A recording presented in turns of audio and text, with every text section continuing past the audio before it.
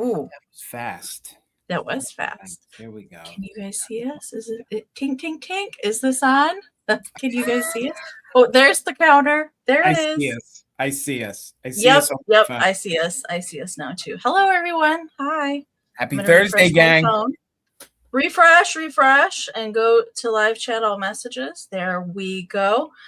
Reminder to make sure and change your chat settings before we get started. I'll cover that again. But don't forget. I think I'm caught up on my phone. Okay. Hi, guys. Welcome in. Hello. Happy Thursday. I gotta get the chat up here. I don't even have the chat showing. What the heck? Is this my first time hosting a sale? What's going on? Hello, you guys. Welcome to Fantastic Finds Thursday. Howdy. How was everyone's week? Is everybody geared up for Valentine's Day weekend? It's coming. I know. Just a couple days away. I can't believe Speaking of which, we would like to see some pictures, maybe if you did some decorating for Valentine's Day. Yeah, we'd like to see it. If you want to email us, that would be awesome. Please. Let's see. How was your week, Jason? I feel like it flew by. Busy. Yeah. Busy in a good way. So, it is what it is. So, cold, busy. We dodged a little snowstorm over the weekend, but other than that, same. There's a little heat wave coming your way. We're supposed to hit like 50 degrees this weekend. Bring it. Let's have it, and let's keep it going. It was like 12 degrees a couple days ago. I'm not complaining by any means. Please don't. I will take the 50 degrees. And all next week it's supposed to be a little bit warmer. So I'm excited about that. It's fall, spring though. That's where we're at in Michigan. Right. We get a little warm up. We get our sandals out. Right. And then it snows again. So all I can say is counting on it staying. Pennsylvania, we need a slow melt, especially around here because of the Susquehanna. We need a slow melt. So if it gets up like that, it's got to just do a little like this. If it just stays at 50 and keeps going, hey, I'm happy with it. But a fast melt isn't good for us around here because we can get some low-lying. Because you guys are in a valley. Yeah, we can get so we need a slow melt. That's what we need. All right, I'm gonna go to the top of the chat at 4:37 p.m. Who do you think was here? I don't know, but Karen's saying at 50, it's time to break out the bikinis. It was William. William was here. Holy Enamor, mother of Tucker. Yes, it was. I got it, Willie. William was first in the chat today, according to StreamYard. Miss Karen G. Karen. Darn it, you just missed it by a hair, Karen. Karen's going to be our bid ender this evening. And rounding out top 3 tonight is Miss Lisa Shields. Hey, Karen. Lisa. Karen, you're a mod, so you can always be the first one. You just delete everybody else. This is true, Karen. You do have a secret little delete button if you wanted to be first in the chat. I don't know. It's a strong arm, Karen. Okay. Miss Shannon for Robert Bar. Hello. Hello. Good to see you. There is Jean. Hey, Jean. Good to see you as well. Miss Sharon Spencer. Sharon. Hi. Terry V. Hey, Terry. Oh, there's one of my favorite screen names to say. Miss Lily Pun Treasures. Hello, Sharon. Good to see you. Hi, Sharon. Sharon's in Florida, so I'm sure it's real tough down there in Florida. Yeah. So. It did get cold down there, though, which is odd. Yeah, they did. They did. Get cold down there. Janet's with us tonight. Hi, Janet. Welcome in. Kim is back. Hey, Kim. Hey, Kim. Good to see you. Hello, Bob. Miss Elaine Linney. Hello. Hello. Let's see. Mama Pam is here. Hello, Pam. And Mama Pam. Sharon said it's 64 right now in Florida. 64. That sounds 64. Fantastic. I know. With a shore breeze. Oh, bring it. The Analog Cat. Welcome. Hello, fellow Pennsylvanian in Lancaster County and in the chat. Lancaster. KP is with us. Hi, KP. Good to see you. Miss Gavin. Mr. Wow. Amy, I got to do it real quick. Y'all got to follow his channel, please. It's Valentine's Day weekend, guys. That means it's all the love hits, all the love songs. And boy, do I like some of his new graphics. So please give him a follow. It's Gavin Gillett of Grady Group of Vintage Recordings here on the tubes and over on the IG, as the kids say. So please give him a follow. And I'm sure if you have any of those special love song requests for that special one in your life, I'm sure he'll do his best to get it on for you if you message him. So give him a follow. Thank you. I loved that send a special dedication thing. That was good. That was fun. That was really fun. That was fun. Karen created it. It's good, Karen. I like it. I like it. Janine's here. Hey, Janine. Hi, Janine. Good to see you. I had to find my spot. Rachel's with us. Hey, Rachel. Good to see you. Scrolly Scroll. Miss Ashley Pope. Hello, Ashley. There's his name I haven't said in a little bit. Hey, Ashley. Good to see you. Scroll. Oh, there's Mama Linda. Hello, Mom. I love you. Good to see you. Let's see. Tina. Hey, Tina. Good to see you tonight. Scroll. Oh, do we have a new name? I'm gonna try my best here. Riley. Mm-hmm. Riley. Bohan. Let me know. Welcome in. Hello. Thanks for joining us. Let's see. Scroll. Sandy B. Hey, Sandy. Miss Caroline. Hello. Caroline. Good to see Sweet you. Caroline. Bum. We'll get a copyright strike. Well, it's not long enough. It's fine. We just slipped it in there. Nettie's with us. Hey, Nettie. Nettie. Welcome in. Melissa. Hi. Good to see you. Minx is with us. Hi, Minx. Hi, Minx. Good to see you. And Mr. Brian. Hello. I almost did it again. I almost said Miss Brian. Don't know why that's coming out of my mouth tonight. I apologize. I'll try and not do that again. Let's see. Scroll. Everybody's just saying hello to one another. I'm trying to see if anybody new is going to stick out. There's Heather. Hello, Heather. Welcome in. Oh, Mr. Joe is in the house. And speaking of Mr. Joe, yes, it is. I hear that we have a special birthday to celebrate today. So happy birthday, Joe. Happy birthday, Joe. Yay. Happy birthday, sir. Thanks, Joe. Thanks for spending your birthday with us. We appreciate you being here as always. Let's see. Try to Karen. Oh, Karen's on the membership gift drive. I'm trying to memberships. I just see who received them. It looks like Tay, Tey, KP, Debs, Brooke, and Kelly Bella Yay. All received gift memberships from Miss Karen G. Thank you, Karen. That was so nice. And we're going to see Mr. Parmesan here. Thank you.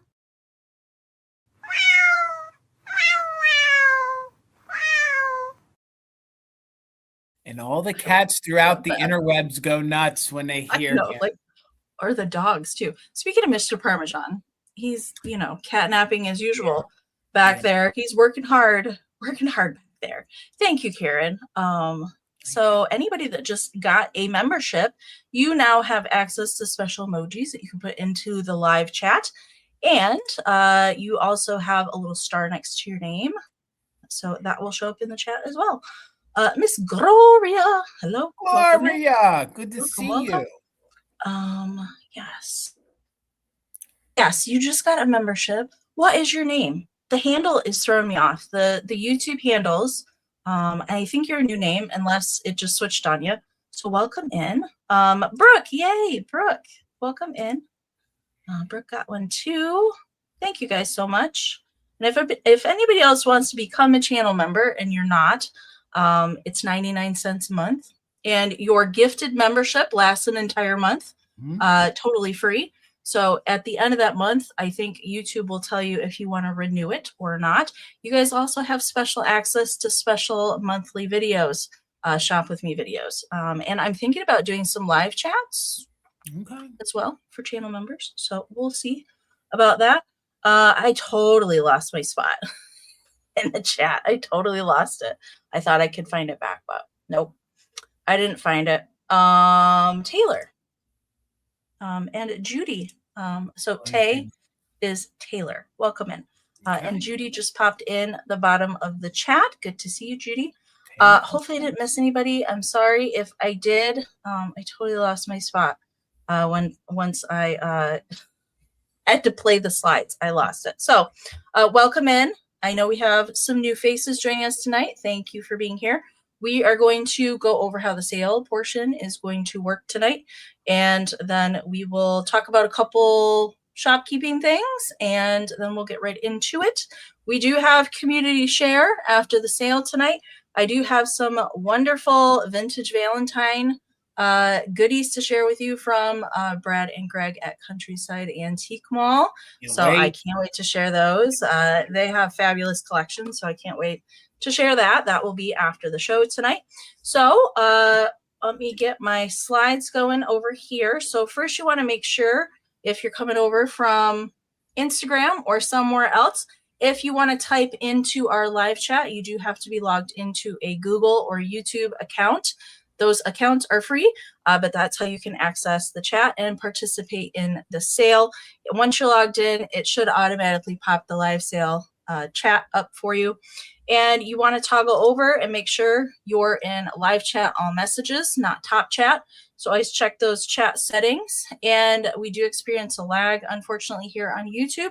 But we do have a couple tools to combat that. You can exit out of YouTube completely to refresh. The quicker way to do that is going to be to tap the upper right-hand corner where my little kitty icon just popped up there. You can find a gear wheel icon up there, hit playback speed, hit 2 times. If you are lagging behind, we are going to sound funny, and then you're going to go into double speed mode until you're caught up with us again. So do that as often as possible, especially before you try and put any bids into the chat. It's always a good idea to refresh as much as possible. We will be doing auction style tonight. We'll give you starting price. I will highlight it up here on the screen. You can find starting bids and current bids pinned on the lower left-hand corner of the screen. And we will talk about the item. We'll give you kind of information, makers, eras, that sort of thing. We'll give you measurements and note if there's any kind of issue. So if there's any damage, any repairs, chips, that sort of thing, we'll show that all live to you. And if you want to bid on anything tonight, all you have to do is type your bids down into the chat. As I see them come into StreamYard, I will highlight them. If we do not call out a bid, just make sure to try and type it in again. Sometimes filtering happens, but not very often. Okay. I know it happened a couple times at the tail end of last year, but we do our best to call out or highlight all the bids that we see come in. We will do a 20-second countdown to account for that lag. We encourage you because of the lag. Usually it is pretty terrible to get bids in early rather than waiting too long to put them in. If it's something that you're interested, put a bid in there. That also helps us gauge what kind of interest there is as well. And if you wait too long, it's going to come in after the bid end. The lag will get you. So the highest bid that we see come in for before Karen G's official bid end will be the winner. We're also doing just in cases here on the channel. So if you don't know what just in case is, usually it's easiest to just watch it play out in the chat. But all that we ask to use a just in case is that you have at least one regular bid in on the current item that we're showing. Then you can use that max amount. That would be what your just in case is the max amount that you're willing to pay for the item plus the letters JIC. You type that into the chat during the countdown only. So you have your bid of interest in there. Let's say you have a $20 bid in there, but you're willing to go up to $50 on the item. You can type in JIC 50 during that countdown. And if your just in case is the highest before the bid end, we'll bid you up $1 over the next highest amount. But do keep in mind, if there are multiple just in cases that come into the chat, those do then turn into regular bids. And if you are a new buyer to us tonight, you want to pay attention to this part. We have our email addresses. So mine is HackworthA12@gmail.com. Jason is MTuckersAntiques@gmail.com. They will be in a pinned comment at the very top of the chat throughout the sale tonight. And I do know that my lovely mods put it into the chat throughout the sale as well. And you can also find all of our information down in the description of the video if you need to come back to that later. And we'll have our emails up on the screen periodically throughout the sale as well. But if you're a brand new buyer, or maybe it has been a while since you purchased from us, it's always good to just send it again. That way it's much easier for us to find your information. But we need an email. You can send it to us jointly. That is fine, with your YouTube screen name, aka your YouTube handle name, plus your real name, your full shipping address, and an email that we can send a PayPal invoice to. Jason and I only do our invoicing in PayPal, but you don't have to have a PayPal account to shop with us. If you want to check out as a guest, let us know when we send that email to us, and then we can send you a direct link to that invoice, and then you can check out with any debit or credit. And when we do send our invoices out, payment is due within 24 to 48 hours of receiving that invoice. And our last slide here is about shipping. Shipping is not included in the winning bid price. That is additional. However, we do both use Pirate Ship to get discounted shipping rates versus that full-on retail at the post office. And that's why we need your full shipping address. That's how we calculate your shipping. And your shipping rate is based on your zip code in relation to our zip code, the weight and size of your package. I live in Michigan. Jason lives in Pennsylvania. So we are kind of Central Eastern. So you can kind of gauge that based on where we live. We do have shipping available anywhere in the US, Canada, and Australia. I'll let Jason talk about that last point, and then we'll talk about when we're doing our invoicing this week. Thank you, Amy. I offer free pickup. I own a brick and mortar, Mother Tucker's Antiques. So if you purchase anything just for me tonight, you can pick it up at the shop, which means you don't pay shipping. If you're interested in using it, please just email us. We'll invoice you for item or items. Once the invoice is paid, then we'll communicate through the emails on when and how you want to pick it up. Don't forget, this weekend we are having Cabin Fever or February Fling. Have you? Both have been named for this weekend. There's extra sales. So if you're coming to the area and you want to pick it up, you can do so. Or if you're coming to the area for the extravaganza in April, we can hold it until then. Or if you are just going to be coming through for some reason. But Amy, thank you. And no one's used that lately, but I still like to remind you guys that you can do that if you want to. Local pickup. Yeah. I mean, I would if I wasn't 7 hours away. Yeah. You know, I would for Amy, I'd meet you halfway. For you, Amy, I'd meet you halfway. Thanks. Well, hey, sir. Good to see you in the chat tonight. Let's see who else popped in here. I see people saying hi to Laura. There she is. Hey, Laura. Good to see you. Circle 7 Farms. Thanks for joining us tonight. Good to see you both. Jennifer Cagle just popped in there as well. Hello. All right. The last thing we're going to talk about is our invoicing. So I'm going to be doing all of mine tomorrow. So you'll see an email from me. I always send an email when your invoice has been sent. That way you're not wondering when or where it's at. So at some point tomorrow, do I have quick trips in your state? Mace, I don't know. It's a gas station. I know I've seen them, but in other states, but I don't know if we have them in Michigan. I cannot recall. We don't have a Buc-ee's. Amy? I know we don't have a Buc-ee's. They're trying to get one to come here, but gotcha. I don't know if we have. What was the question again, Amy? I was reading something in the chat. Do we have Quick Trips? That's like a gas station chain. Oh, I think we might have a few here. I know Ohio has them. I've seen them in Ohio. But I don't know about Michigan. Maybe towards Detroit, there probably are some. They seem to have more gas variety that way. All right. Let's see. Wishnick just popped in there as well. Hello. All right. So is that everything that we need to talk about? Just my invoicing real quick. I will be doing my invoicing and all of my packaging on Saturday. So you'll receive something from me on Saturday. Quick caveat, shameless plugs real quick. Tina's got a big event coming up. She was asked to participate on the podcast with Kat, the nurse flipper. So please, it's this Tuesday at 8 p.m. Eastern. Please head over. She's going to be live. Jason, do you remember how long ago we were on Kat's podcast? I was trying to think about that. I think it was like October. I think it was before the holiday. Was it in the fall? I can't remember when that was. It doesn't seem like it was that long ago, but it really probably was like 8 months ago. Yeah, I'm pretty sure it was in October. Yep. Okay. Yep. But next Tuesday, and I believe the other guest that's going to be on Kat's podcast is Picker Road. Yes. They have a YouTube channel as well. Yep. So I think that's who Tina's going to be sitting shotgun with. Yep. And Sunny is the co-host. Sunny is the co-host. Yes, Sunny Las Vegas is co-host with Kat. All right. I just saw Nikki popped in there. Hey, Nikki. Good to see you. Nikki. Okay. I'm going to get the screen. There we go.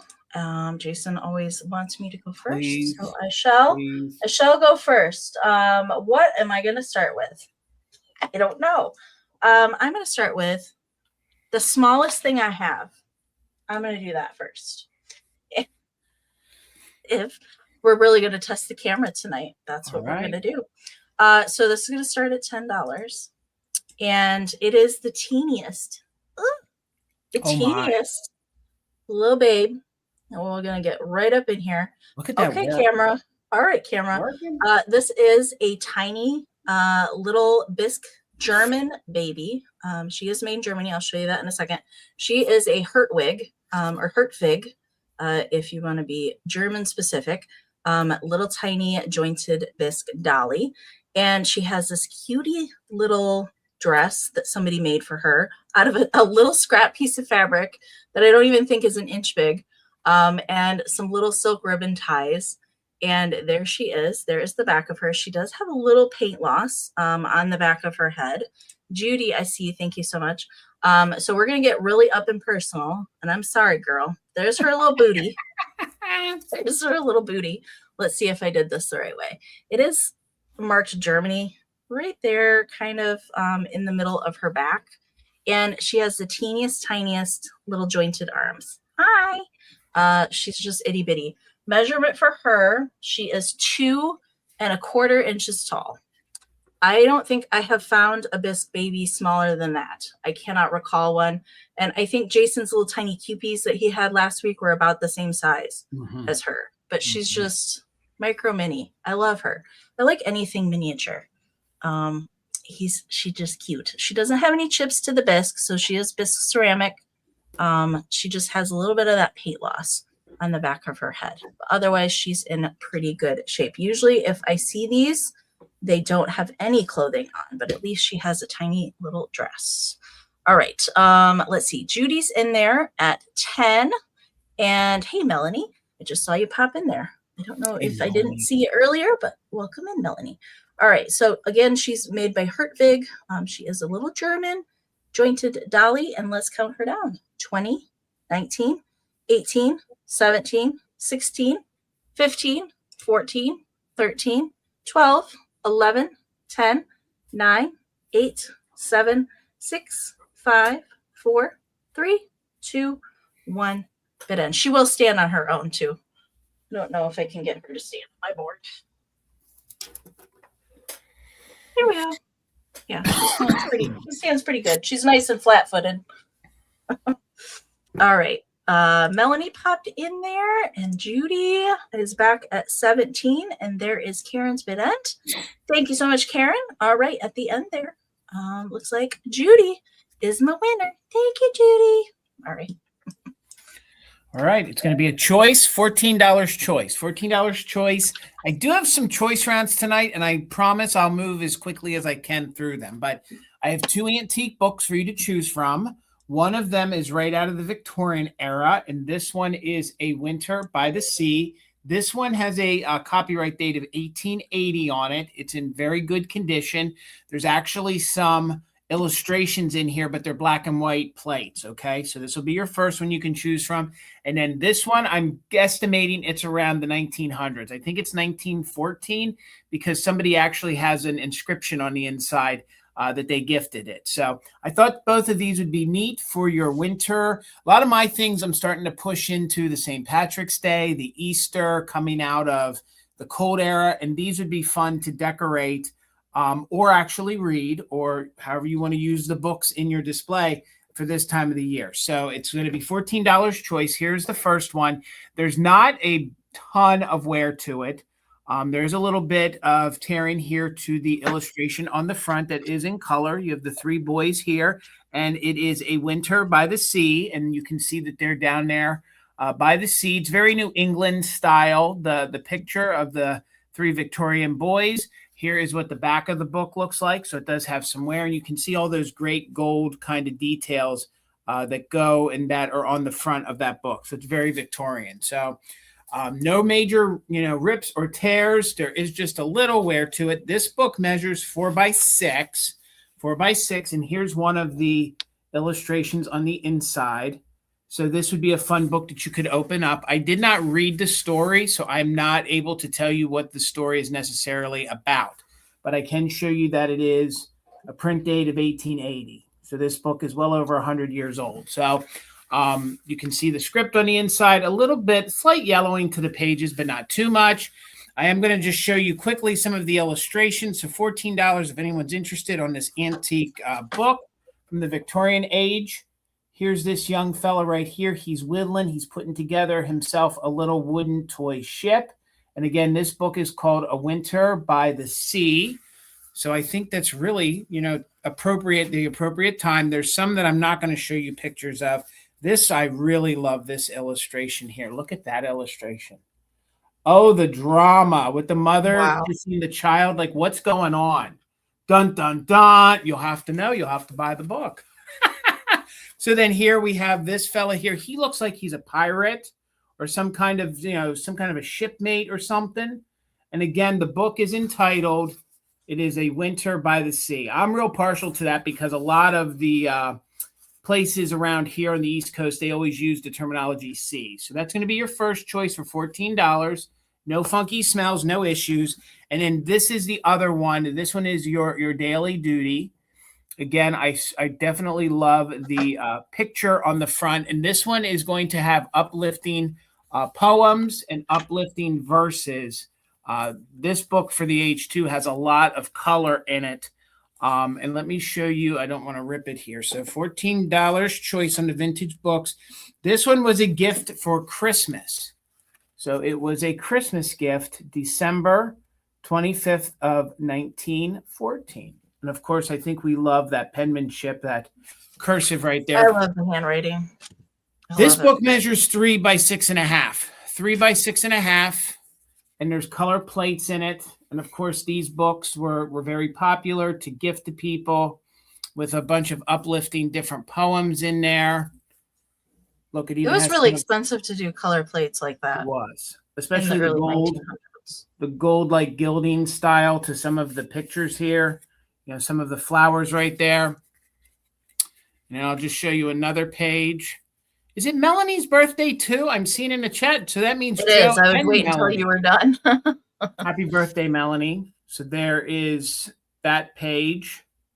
So $14, and it would be choice on this book, which I'm estimating this one is from about 1914 because it's, got the inscription in it. There is a little bit of wear to it, but I think these books, it's amazing these books are in as good of condition for their age. So it's that one. And then this one I really think would look nice, especially if you maybe decorate with the seashore and stuff like that. I like the cover on that one. That one was 14, but well sit them to the side and I will offer them later in a recap. Thank you guys for letting me show you. Let's see. I'm going to switch myself and then I got to get back here. Melanie, you weren't here earlier in the chat. It's also Joe's birthday today. So happy birthday, Melanie. Happy birthday. Happy birthday, Miss Melanie. Thanks for joining us tonight and being here and celebrating with everyone. You got a bid there, Jason. Right. I'll put you back over there.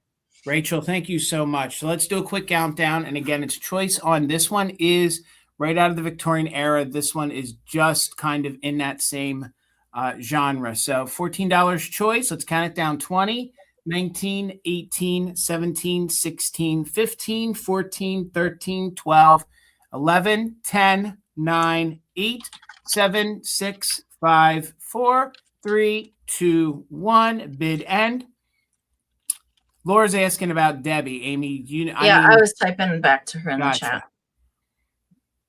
So then this one we will call C, and this one we will call duty. And of course, you can claim both. Thank you so much. So this one is C or duty. And I will watch in the comments. And if there's one that's left, we'll bring that back during the recap. C or duty. Thank you, Miss Amy. And I will watch the chat so we can get it moving. Okay. My next round is going to start at 12. Thank you. She wants the C one. You got it. Thank you so much. This is very cute. It does. I don't know the date on this. And usually I don't find things like this, little embroidered, handmade things like this. And I couldn't resist it because it has the cutest little birdies on the bottom. It does have a couple little stains to it, but I think it's also ready to frame if you wanted to pop that in a frame. I just found it like this because I don't know, you could stitch it to a pillow. You could do a multitude of things with this, but it's all hand embroidered. I love all the bright, fun colors that are in it. So right up here next to that L, there is a little spot right there. There's a little spot right there, and I think there's another spot. So I'll read it. So it says, use for an hour, beauty's a flower, but love is a song with enduring power. And I really like all the flowers and everything. So between the W and E of flower, there is another little stain right there. Nikki, I see you. Thank you so much. And I think that was it as far as spots go. And I just love the little birdies in the nest. The pink one kind of looks like a little mama bird to me. And then she's got her little baby bluebird there in the nest. And then the back of it is just kind of turned over and stitched. I really like that. I really, really like that. And it's not a weird size. I feel like you could definitely probably find a frame easy enough. You wouldn't have to have it custom framed. Measurement for it, let me find it. It is 12.5 by 10. 12.5 by 10. If you matted it, I feel like you could probably find a frame a little bit easier than that. Or if you wanted to fold that 1/2 inch down at the top, then it would be 12 by 10. So it's very, very cute. I just loved it. I couldn't resist the little birds. The little kitschy birds get me every time. Oh, yeah. Every time. Especially a pink and red one and a blue one. You can't get much more kitschyer than that. That's fantastic. Like that. Okay. Well, you could even probably stitch the top over and stick like a little dowel rod string or a dowel rod in there. And then you can make it into like a little banner or a wall hanging. I love that. Jennifer and Nikki, I see you both. Nikki's got the high bid right now at 15.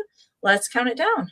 20, 19, 18, 17, 16, 15, 14, 13, 12, 11, 10, 9, 8, 7, 6, 5, 4, 3, 2, 1. Bid end. And I also have these cutie pie little bird shakers. Those are going to come in my next round. But that was the main inspiration. They were too cute. Spring. I'm come on, spring. Come on. I'm pushing that agenda too, Amy. All right. Jennifer, I saw your 16. Nikki did have a just in case. And there's Kieran's birdie bid end. Thank you so much. So Nikki's gonna be my winner at 17. Thank you so much. All right, $6 choice. And these were not in my preview because I just picked them up yesterday. So they're fresh off the pick and trail, I guess. So $6 choice. This is sort of like what Amy has, but a little bit different. I figure you could hang these on the wall, or you could actually even use them too if you want. So they're vintage bibs. Okay. Oh my goodness. They're vintage bibs. Now this is not this one is not embroidered. They actually have paint. They actually painted that on here. Okay. What is that called? Startex? Yes. Yes. So the only call outs on this one, and $6 choice, is the original staple is in it, because at one time they were selling that for $35 or 35 cents. I don't know what they were, maybe 35 cents. So this one is the smallest one. If you love a good kitschy cat, this is cute as a kitten.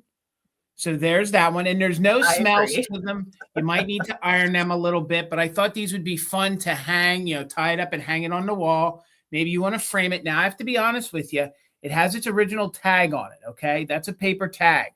You might have to do a little bit of cleaning underneath that if you take it off. I don't know if it has. I have other kitschy ones that'll come up in other sales. I'm going to look into that, but that's the original paper tag that's still adhered to it, okay? And this one is cotton. Yes, so just note not that. Startex, Artex. Thanks, Katie. Yes. I was close by one letter. So just note that, but if you like the original tag on it, makes it look original, I think that would be neat. This one measures about 8 by 11, so that's a tiny one. Y'all, they're just I gonna was get just gonna kitschier. say, Brooke, that it would look really cute on teddy bears or Yes, bigger dolls. like Oh, your cute. Easter bunny. Maybe if you're into the Cabbage Patch, that would be great on the Cabbage Patch. This one's a little bigger, but look at this one. Oh, How is that a great. donkey? It's a Oh my donkey. gosh. Great for Easter time, great for spring. There is one little teeny tiny speck of like stain on it. But this one is it has like more of a cotton back to it than the first one I showed you. But I thought this one would look really, really, look how they made the ears go up the sides of the bib Around the here. neck. Oh, so cute. So I think that would look really cute with spring and Easter coming. This one is 16 by 10. Okay. So now you wait. You wait till you see the third one here. Look at this one right here. Oh my with God. The It's puppy the dog. gingham puppy. And this one is that sort of fabric that kind of has the plastic mixed into it. Do you know that feeling I'm talking about? Yeah. It's sort of, but you're going to maybe have to iron this one. But look at this kitschy dog. No stains to this one at all. Look at the plaid. So cute. If you collect the patchwork or the shakers, and then he's got the green eyes. And these were never used. These were never used. And this one's a little bit bigger. So this one measures 14. Sorry, this is the middle size, 14 by 10. So you're going to claim dog. You're going to claim dog, or you're going to claim donkey. Or we had to start with Amy. Loves a kitty cat. So the cat was first. Yeah, so that Artex liquid embroidery doesn't come off. It was meant to mimic the stitches of real embroidery, but it's permanent paint. Yeah. My mom used to do that style technique. And actually, for like 2 decades, we washed the pillowcases and things that she made. And it took almost 20 years for it to even fade a little bit. So we're in at 10. Thank you, Nancy, for the 9. And you'll either claim cat, donkey, or dog. So we're looking for 11 or more now. So let's go ahead and count it down. And this is on choice. So 20, 19, 18, 17, 16, 15, 14, 13, 12, 11, 10, 9, 8, 7, 6, 5, 4, 3, 2, 1. Bid end. These are the kitschiest bibs I have ever had. I love all 3. They're fantastic. Dog, donkey, and the donkey has one little speck of a stain. And the only thing with the cat is it has the original label on it. I would just leave the label on it. If you take it off, it might leave a yellow spot. I don't know. Okay. So it looks like Nicole had a top bid of 10. And Nancy, you're back up. So Nicole, you get first choice at 10. Did you want meow meow cat? So you can choose between cat, donkey. I don't know how you choose donkey or dog. I don't know either. I mean, you got one for almost every. I thought, Nikki, thank you so much. Congratulations. Yeah, those are great. Those are great. I've never even I see baby bibs, but none that are that cute. Nope. Just got them, and I needed them for our sale. Thank you, guys.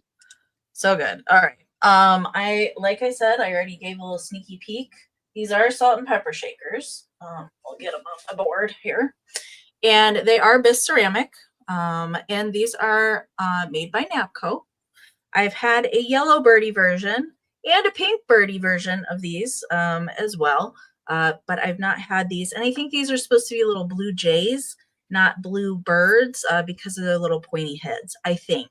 Although sometimes kitsch can be up for interpretation, but there's no chips to either one of them, but they are Bisque ceramic, but no cold paint. Everything is fired on here. It just doesn't have that high glaze to the ceramic, and they have little plastic stoppers in the bottom, and the Napco sticker is not there. It is long gone, but it would have had the little foil sticker there on the bottom, and they are pretty much the same pose wise as they are, but one does have 2 holes and one has 3 holes. So I'll turn them to the back. I like how you can see like the paint strokes, like how they painted them. You can see the brush strokes. I like that. So there we go. We've got a 2-hole and a 3-hole. So it is not a mismatch set. It's just they use the same mold to make both of the shakers. Jennifer, I see you. Thank you so much. Measurement for these guys, they are 3 1/4 by 2. Perfect for springtime. I love these guys. All right, let's count them down. We're looking for 17 or more. 20, 19, 18, 17, 16, 15, 14, 13, 12, 11, 10, 9, 8, 7, 6, 5, 4, 3, 2, 1, bid end. Oh, Nikki popped in there with a 17. And hello, Brenda. You snuck in there. Jennifer's back at 18. Nikki's got a just in case. And there's the bid end from Karen. All right. With that just in case, Nikki, they are coming to you for 19. Thank you so much. I think you have one of the other pairs that I had. Maybe, possibly. All right, Miss Amy, $15 choice, $15 choice. And these are unmarked Ceramic Art Studio, okay? Oh, so these are the little Scotty dog pals. They're in 2 different colorways. Not only is one of them 2 white ones and one's a black and white Scotty, but their bows are different colors. So these are Ceramic Art Studios, probably from the late 40s, early 50s. I say that they're unmarked because some of the years when they came out with them, they didn't necessarily stamp them, okay? So I'll show them to you up close, but they're both the same size.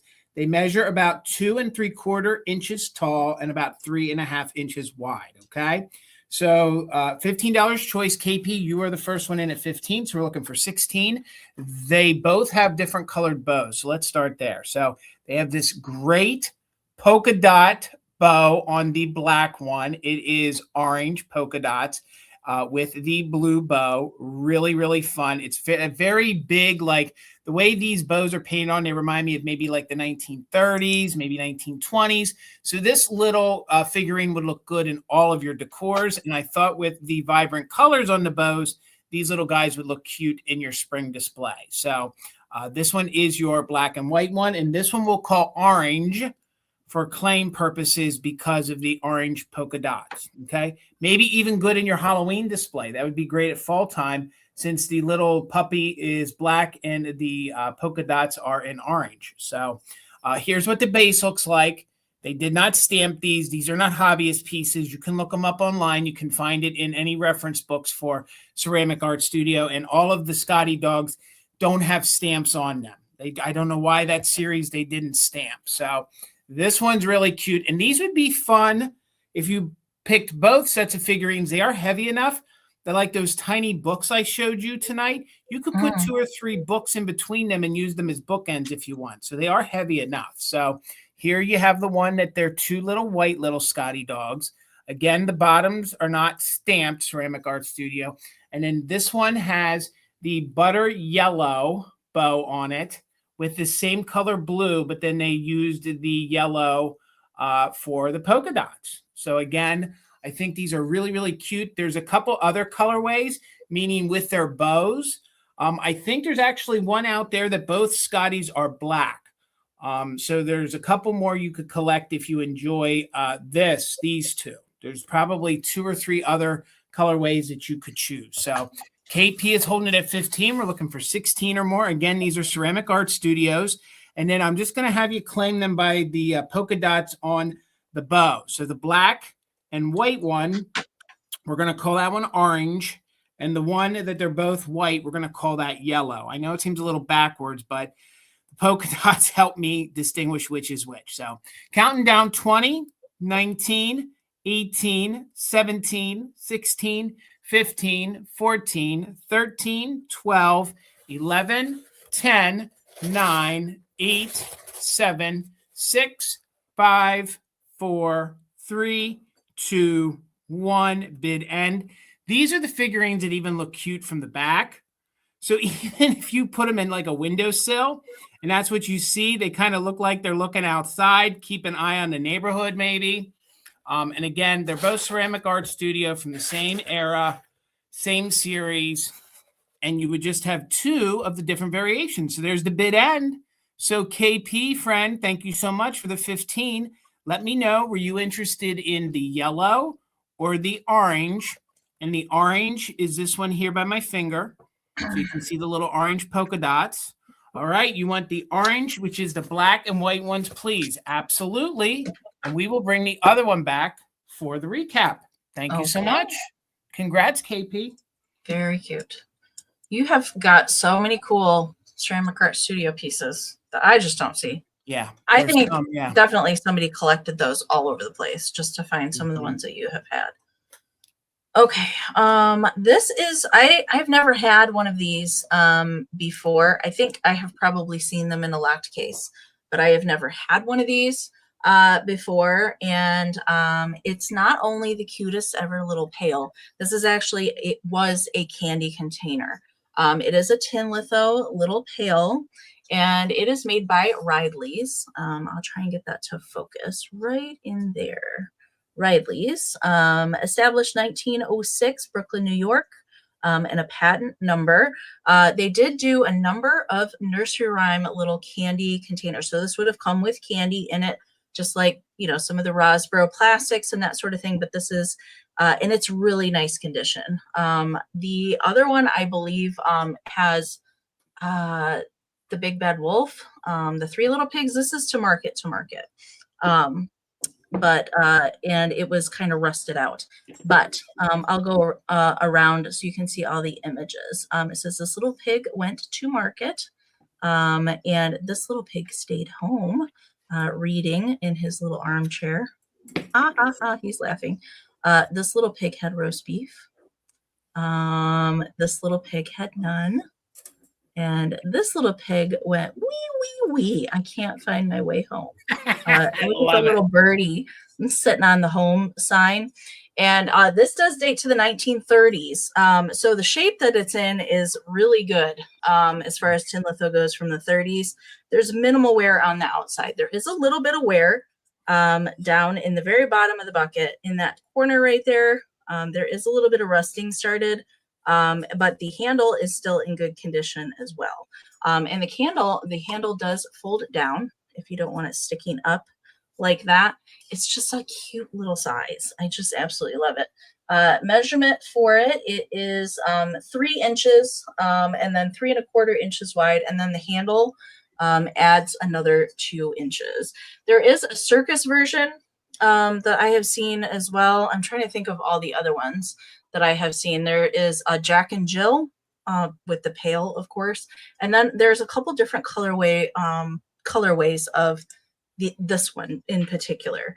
I don't believe that you can find this pig one out there right now on the internet, but I think it's pretty cute. I also think this would be great for Easter. Mm-hmm. Put a little Easter grass and some little eggs in there. I think that would be very cute.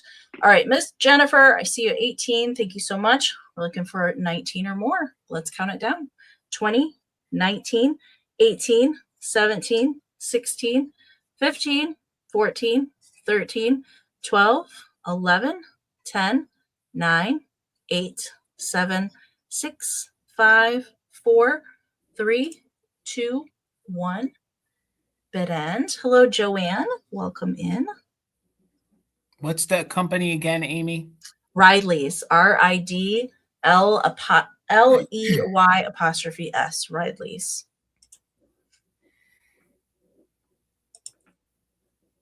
All right, there is the bid end from Karen. Thank you so much. All right, Joanne had that bid at 20 in there, but Jennifer came back with a 22. So Miss Jennifer, it is yours. Thank you so much.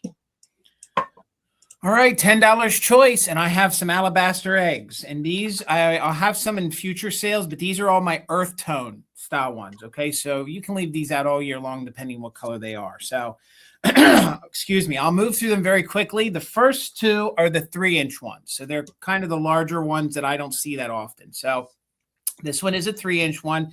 This one we're going to call brown, but you can see all the earth tones in there. There's no damage to these. There's no like fracture marks. There's no impact marks. So I don't think they've ever been dropped. So this will be your first choice at $10. Look at how clear and almost transparent that is with the lines and the veins.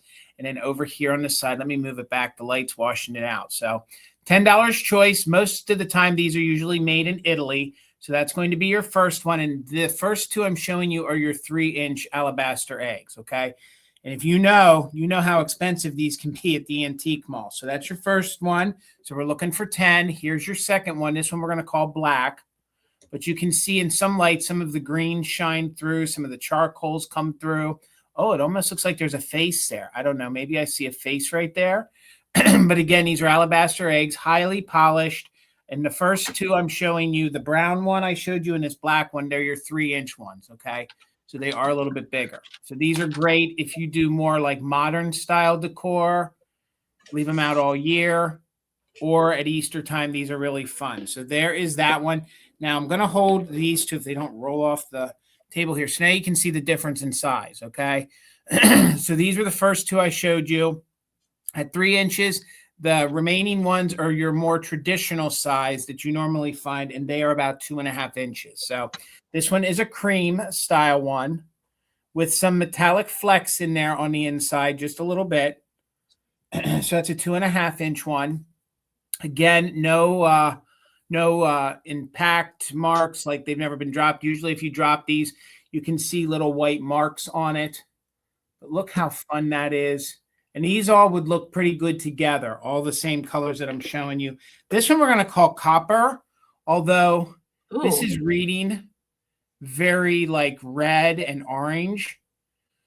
Excuse me. Sorry about that. So there, look at that vein going through that one. And again, this is the time of the year when it's time to get out your eggs. All part of the look on it. And that one is your 2.5-inch. And this one we're going to call copper color. So that one is your copper color. And then this one is the last one. It hinges sort of tan, but for sake of keeping the colors a little different, I just called this one gray. So again, these, and it's hard to date these. I mean, they've made these style alabaster eggs for decades. So, and boy, are they expensive. I tried to look them up online, especially the new ones, what they're going for. And these are all vintage. So I'm going to show them to you again in reverse. There's where I really saw the gray. So the one side's very gray. This side is where it switches to sort of the tan. So Dana, thank you. I see your 10. We're looking for 11 or more. And these are all my earth tone ones. I have some pastel colored ones that'll come to future sales as we get a little closer into Easter. But I thought these might be a great transition, you know, from decorating into Easter. And then you can put these back out and leave them out all year if you want. Any one of those three things. So 2.5-inch. This one you'll claim as gray. We're looking for 11 or more. This one I'm calling a copper. In the light, it's really, really pulling out. You can just see my ring light in it. It's really pulling out the oranges, some of the pinks, some of the reds in it. So 2.5-inch ones right now I'm showing you. So that one was copper. This one's going to be tan. Reading definitely true to color. Tan with the earth tones. Hold them all here. And then this one here was the black one. Yes, I am I was fortunate enough throughout the years to find some alabaster eggs. You were right, Willie. So as you can see, here's the size difference. I mean, even diameter-wise. I like the black and white one. You don't find the large ones all that often. If you do, they're usually double the price of the 2.5 ones. That one's black. And then this one I started with, this one's really unique. So this one is going to be brown. So we're looking for 11. Let's count it down. The top bidder can take one or all or variation, and then we'll show it again once the countdown's over. So 11 or more, 20, 19, 18, 17, 16, 15, 14, 13, 12, 11, 10, 9, 8, 7, 6, 5, 4, 3, 2, 1. Bid end. Looking for 11 or more. And again, brown, black. We have tan, which hinges yellow. Tan. I've never been able to even purchase one of those here. They're like $30 a piece. In the antique malls, I see them, but I've never been able to buy one. When I price them for my booths, they're at least $20 each. So here they're half. And that's no sales pitch. That's just if they go to Mother Tucker's, they're going to get $20 on them and they'll sell. So I'm just waiting on the bid end if I missed it. And these are the bigger ones. They're the 3-inch ones. These are your 2.5. So if you want ones that are really going to fit into an egg plate, these will fit, but they're just a little bit bigger. So I'm just going to assume I saw a bit end in there. So Dana, let me know which one you wanted or which ones you wanted. Dana, you get first choice. They got filtered in StreamYard. Karen. Brown and black. There it is. All good. Dana, that's the second one. No, the first one got filtered. I will just take them all. Then Dana, thank you. They're all yours. Congratulations, friend. Good choice. Dana. Good choice, Dana. I love you. Now you just need an Easter basket to put them in. Yeah, Karen, that totally got filtered in StreamYard. I see it on my phone. That's scary that stuff's getting filtered. That's scary. Oh, let's hope we're not going to have a continuation of that. I'm not liking that. Okay. Thank you, Dana. I've never been able to bring these to a sale before. These came from, I have to think, Missouri. Somewhere in Missouri, these came from. And I love these. I just don't ever see these. And hopefully that will get them to work. I didn't think to bring a regular flashlight up here. I have a black light, but I don't think that's going to work. I have some magic lantern slides. They're showing up pretty good, I guess, without a light behind them. And these are not the oldest magic lantern slides. I believe these are probably from the 20s.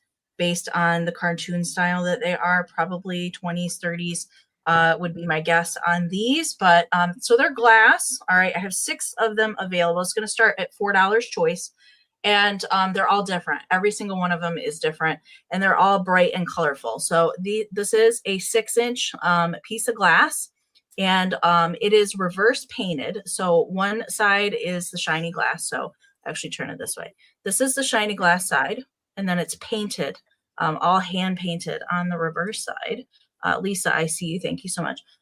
So this one has, we'll try and get it to focus there. That's about as best as I can do, but you can see this one has all animals. This one, and I have a name for each of these slides to claim them. So this one I'm calling Paint because you can see the little puppy is being naughty and fell into the paint bucket, climbing up the ladder. Okay, so that one is Paint. And this next one is Lion. So looks like we have Humpty Dumpty sitting here on the wall. So all sorts of different little animals and things going on. They're all different. Hello, MJ. I see you as well. Little baggy elephant. I'm not sure what that one is here. And then this one I'm calling Lion because it has the lion. And they're all wrapped in paper for the edging just to protect the glass. And this would have required a pretty hefty projector in lieu of, stop motion cartoons. This was something you could project onto the wall and see all the funny little cartoons. There's more intricate, like artwork style ones. There's photograph ones like this as well. This one I'm calling Police. So this one is all kind of the same characters going on. So this one I'm calling Police because of the little policeman with the giant mustache at the end. So that one's Police. And this one here has, let's see. This one here has a whole bunch of different characters doing different things.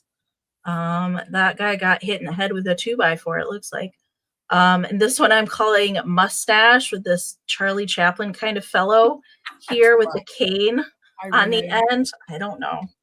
I wish there was some words to go along with these, but sadly there is not. Hey, Renee. And then this one here looks to be nursery rhyme, Mother Goose kind of thing. Here. Smoking? They're smoking in that one. I don't know. It's like, yeah, it's a pig on a stool smoking. Oh my God. I don't know. And then we have a unicorn and a lion with boxing gloves. Oh my God. Not sure. This one I'm calling Unicorn. And then the last one, they're all weird, all of them. But I think that they're super fun. And they look great displayed in a windowsill. Then you can let the natural light come in. And this one appears to be all kind of like Boy Scout kind of thing related. Like he's got a little badge he's getting pinned on his coat. We got some first aid.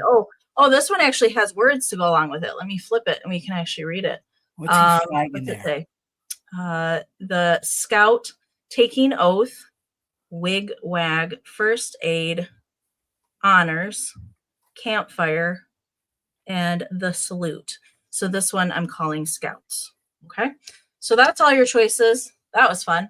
MJ's got the high bid right now at 6. I'll go back through them again as right before we do the countdown. Okay. So the last one I showed was scouts. This one was a unicorn with the unicorn and the lion boxing. Now it doesn't want to focus. That's the first trouble I've had with that camera. Yeah, there we go. All right, there we go. That one's unicorn. And then we'll do the countdown. So I'm telling you what they are to claim. This one's mustache with Charlie Chaplin. This one is police. This one was lion with all the animals.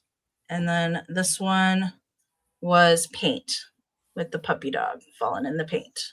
Okay, let's do the countdown. 20, 19, 18, 17, 16, 15, 14, 13, 12, 11, 10, 9, 8, 7, 6, 5, 4, 3, 2, 1. Bed end. And none of them are chipped or repaired as far as I can tell because they all have that paper edging protecting it.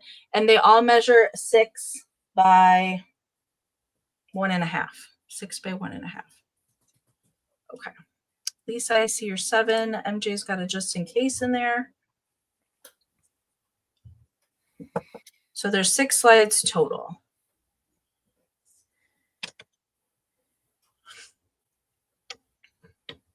If there would have been more, I probably would have got more, but there was only 6. All right, there's the bid end from Karen.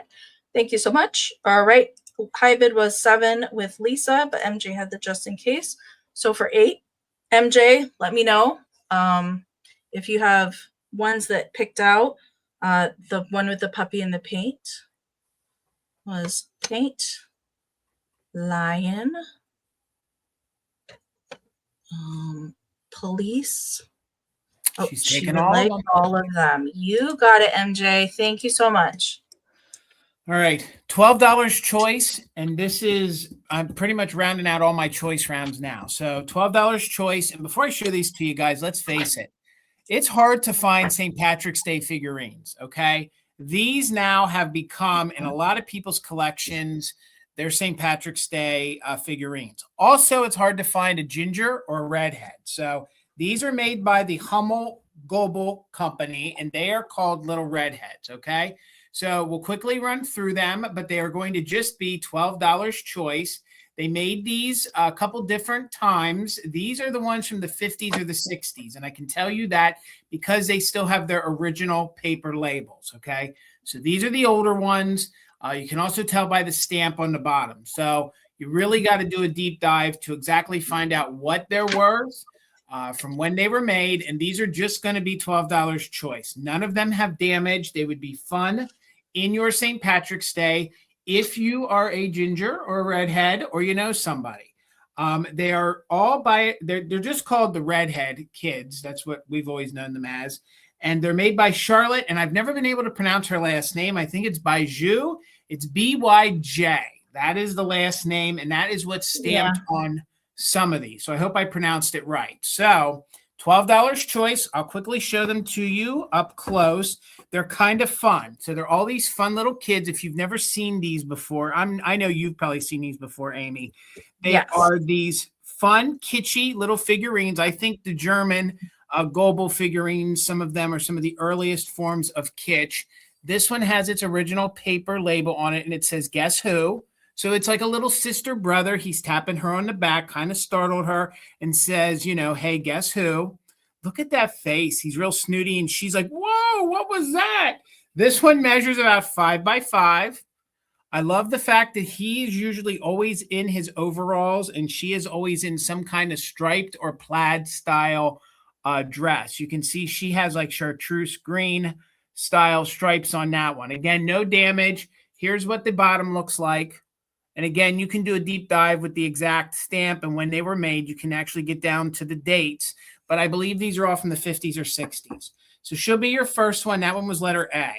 This one's really cute. This one is letter B. Look at her pigtails. She is little Koi. That's the name. She's Little Miss Koi. So you can see Little Miss Koi right there. Look at the little orange bow ties on her shoes.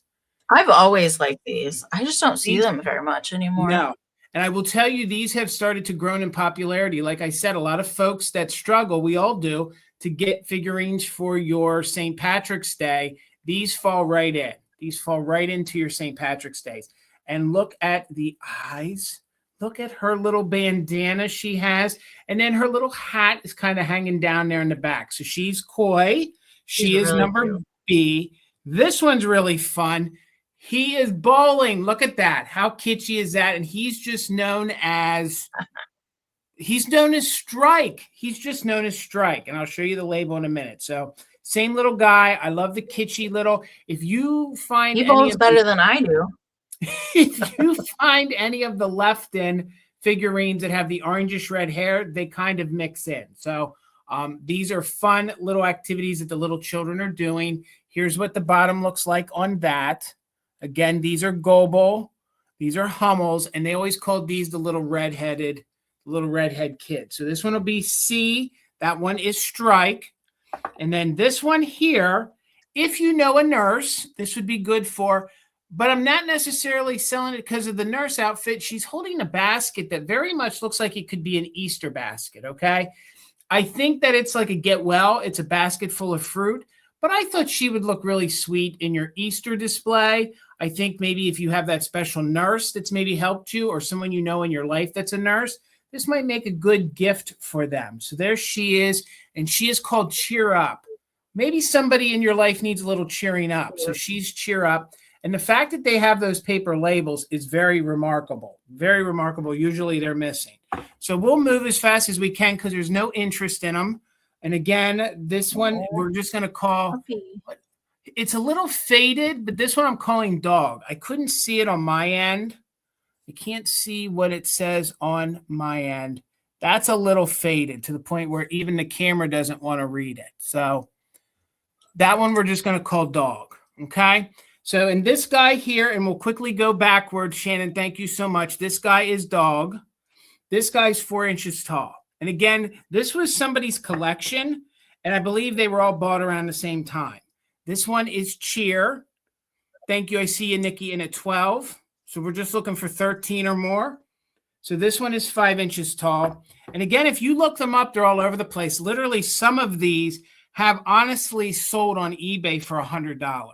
But you're really going to have to figure out. There's some much larger ones that are like this big and some dolls that size too. There are. You're just going to have to really get to the bottom of the stamp to find the exact time and when they were made. So 13 or more. This one is Strike. That's 4 by 4.5. This one here is Koi. And I'll hold them up and we'll go by letters. Okay, we're going to go by letters. And then this one here, personally, this one's my favorite. And you can see where some of them have her signature of the artist right there. Nicole, I see you're 14. We're looking for 15 or more. And this one has, they all have their paper labels. One of them you just can't read. So that one says, guess who? So maybe you have a little bratty brother in your life. This would make a great gift for him because you know he's probably snuck up on you. So we're looking for 15 or more. And we're just going to claim them by letters. Okay. So I have them on my Garden Guy billboard. So it'll be A, B, C, or D. Or E. So let's count it down. We're looking for 15 or more. 20, 19, 18, 17, 16, 15, 14, 13, 12, 11, 10, 9, 8, 7, 6, 5, 4, 3, 2, 1. Bid end. No damage. Little crazing. And they're all in very good, clean condition. So top bidder can pick whichever ones they want. I see you're just in case, Nicole. I see Nikki in at 15. I see Shannon in with a just in case of 20 right before the bid end. So I am just going to sit these down for a second. Nicole, your 21 came in right after the bid end. So it looks like Shannon, you have the first choice at 20. And then Nicole, you'll have backup at 19. And Nikki, you'll have backup at 15. So Shannon, let me know by the letter A, B, C, D, or E. And then Nicole, you'll have backup.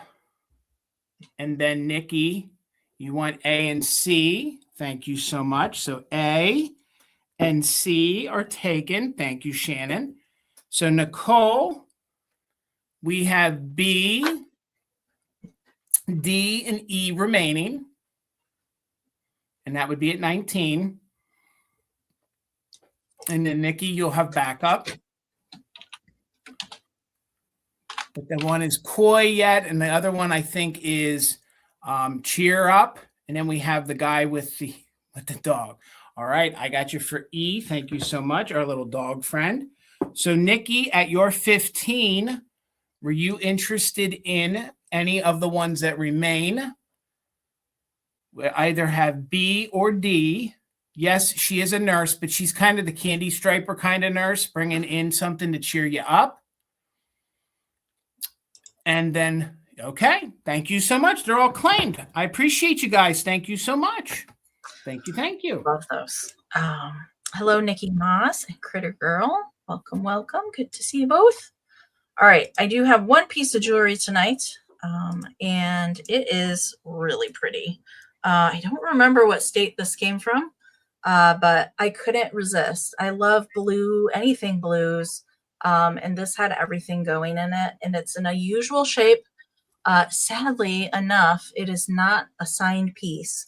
I did see some signed pieces very similar with these kind of metal embossed leaves incorporated in it, but maybe they didn't sign all their pieces, but this one does not have any maker's mark on it. And that giant dark blue stone in the very center. And then there's some other ones that have some Aurora Borealis kind of applied to it. And then there's some straight, just sparkly blue rhinestones, all different shapes. Everything is prong set in here. Really nice construction on it. It's a very high quality piece. I will turn it to the back. You can see that really dark blue big one, the biggest stone, does have an open back setting to just let a little bit more light kind of show through it. It does have a safety clasp on the back. So I thought it was easiest to show it this way. Although technically I believe how the pin is attached, you're supposed to wear it this way, but I mean, you can wear brooches really a multitude of different ways. I also really like it this way, kind of going down at a point. It's just a really unusual shape. I think it's gorgeous with all the different blue tones in here and the mixed metals. Everything is prong set. There's no missing stones or anything like it. I didn't measure that giant stone in the center. Let me see how big that is.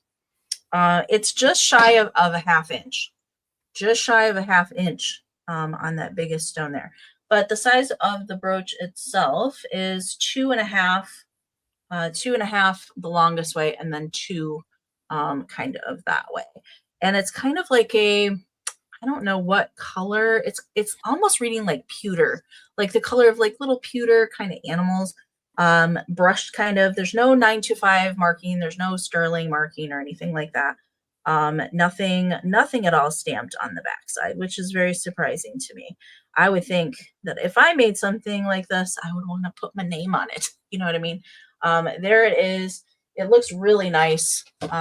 If you have like a white sweater or something like that, I think right now is the perfect time to wear something like that. It's kind of wintry, but also kind of springy because of the lighter colors that are in it. Yes, dark green would also look really pretty. I think so too, with that silver kind of mixed in there. But I will go ahead and I will bring that back at the recap, and we'll get Jason going. All right. I have 2 high ticket items tonight. We'll try one of them. It's going to start at $45 if anybody is interested. I was really excited to find one of these. I've never found one, and I used to collect Smokey Bear. Cute. This is a Smokey Bear bank, and it is made by the Norcrest company. There is no damage to him whatsoever. There's 2 versions of this that you can buy or that you could find for your collection. One, I have the one holding what they call the ash bucket, and then there's one where he is sitting and he has like his little pail, like his little pail. I'm sorry, his little shovel next to him. So this one is the one with the ash bucket. And then the other one has like a little shovel on it. So he is in very good condition. No chips or cracks, minimal crazing, almost no crazing. The Smokey is very vibrant on the top of his hat. Excuse me. I'm sorry to keep clearing my throat, guys. You can see there is his hat. He has his hand holding onto it. Here is the coin slot in the back. No chips to it whatsoever. You can see how nice and clean it is too. And then he does have his original stopper in the bottom, and part of his original Norcrest sticker still remains. So if you collect the shakers or the figurines, if you're lucky enough to have one of the ashtrays, this is all part of that same series. And he is a nice large figurine, and he's one of those pieces that just doesn't necessarily look like a bank. He kind of looks like an oversized figurine. He is about 6.5 inches tall. 6.5 inches tall and about 3.5 inches wide. And both of my higher priced items tonight are coming in at half of what eBay offers. So if y'all are here with us to buy, at least my items are half of what eBay is offering. So if you'd want to buy him, you'd have to pay more on the other platform. So again, and he is in good condition. Let me finish my thoughts. He's in good condition. He's probably from the 50s or the 1960s, especially with that Norcross sticker on the bottom. What I love is that there's absolutely no damage. Usually when I find smoky things, there's usually little nips or chips on them, and I have to pass on them. But this one was in like brand new condition. I actually acquired, I think, somebody's bank collection, and they had him in it. So I was really excited. Look how cute that face is. You can't have a bad day, especially if you collect Smokey Bear items. He's even got Smokey on his little belt buckle right there. He's kind of pointing over to something. I don't know if he would be pointing. He might be pointing if you had both of them, because the other one sits here kind of on the other side and then has its little shovel, which I butchered trying to explain what he had. The other bank has him sitting with a shovel, but the shovel is on the left-hand side, which is the opposite of what the little pail is on. So we'll hold him up for one more minute. I've never been able to have one of these in my collection. I think that if you collect some of the books, the plush, the shakers, I think this little guy would look awesome in your display. Plus, maybe you do a wilderness display. That would look good as well. One more time, he is a bank. You can see there's no damage here to the coin slot. You can even see as I move him around the light, he's very vibrant. There is no major crazing, no condition issues. There's no chips under the rim. And what I love is that he still has some of his Norcrest sticker that remains, and he also has his original stopper there on the bottom. So thank you for letting me show you to him, and I'll bring him back in the recap. Thank you so much. Over to you, Janine wants to know if there was the black Norcrest cat bank. You know, the one with the green eyes. What's the question again? I'm lost. Janine wants to know if in the banks that you got, yes, if there was the Norcrest black cat bank. I'll have to look. I know, and this is going to sound weird, the black cat that was in the collection I got is, do you remember when they had the black cat batteries? It's one of those. Yeah. Which is yeah. So, okay. But I will check and I will let you know. I don't think so. But it's good to see you, Glowy. Thank you. Let's go ahead and do a quick countdown. Glowy's in at 45. Again, no damage. Let's count him down. 20, 19, 18, 17, 16, 15, 14, 13, 12, 11, 10, 9, 8, 7, 6, 5, 4, 3, 2, 1. Bid end. I got to tell you, I think you're going to like being in Colorado. I think you're going to like it. I know there's a lot of parks out there. So thank you so much, Glowy. Oh, Nicole's in at a 46. Maybe you're not going there. Oh. Don't forget to just in cases, guys. Oh, Glowy's in. Fast internet, guys. Woohoo! Hold on, Smokey. Hang on, buddy. And there's our bid end. Thank you so much, ladies. So you're going to Colorado. All right, for $47, Glowy. Thank you so much. Congratulations. Congrats, Carol. Good to see you. Good to All right, see you. I have my highest start item of the sale for my next round.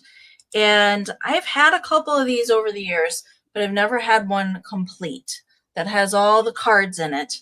And this one is full. Every single card in here. I believe the last ones I had were missing 1 or 2 cards. This has got all of them. Now there is some wear to the outside of the album. Okay, there is. And I will show that to you, but all the cards are in there.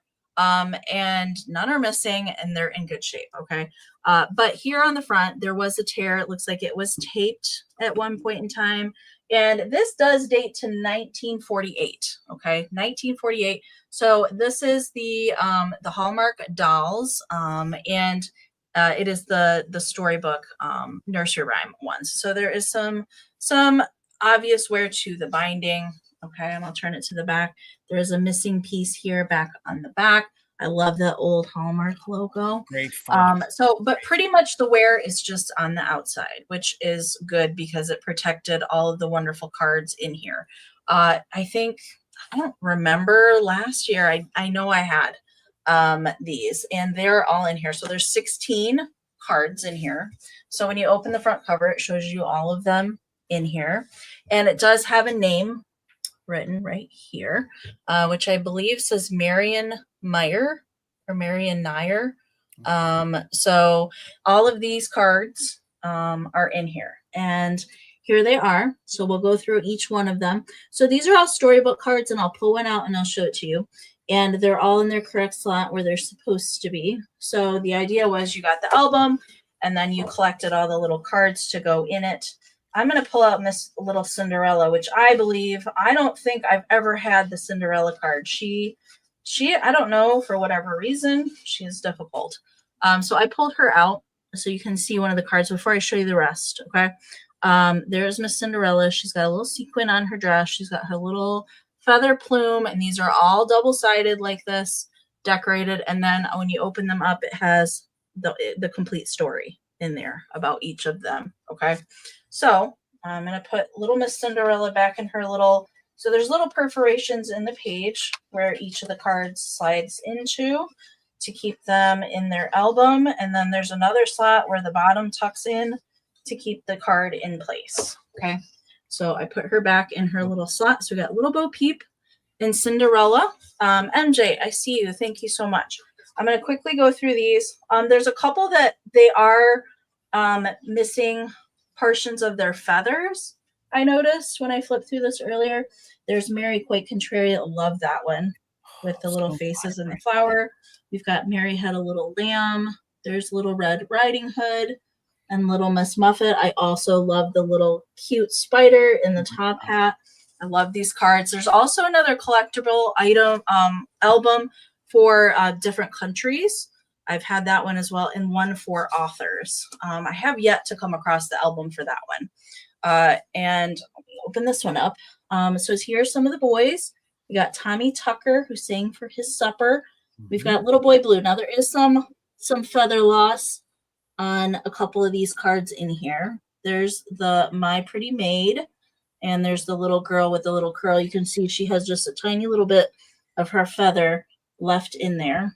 Okay. We flip to the next section. We've got Queen of Hearts, perfect for right now. Bobby Shafto, that always makes me think of Bill. I don't know why. Little Polly Flinders, and then we've got Curly Locks.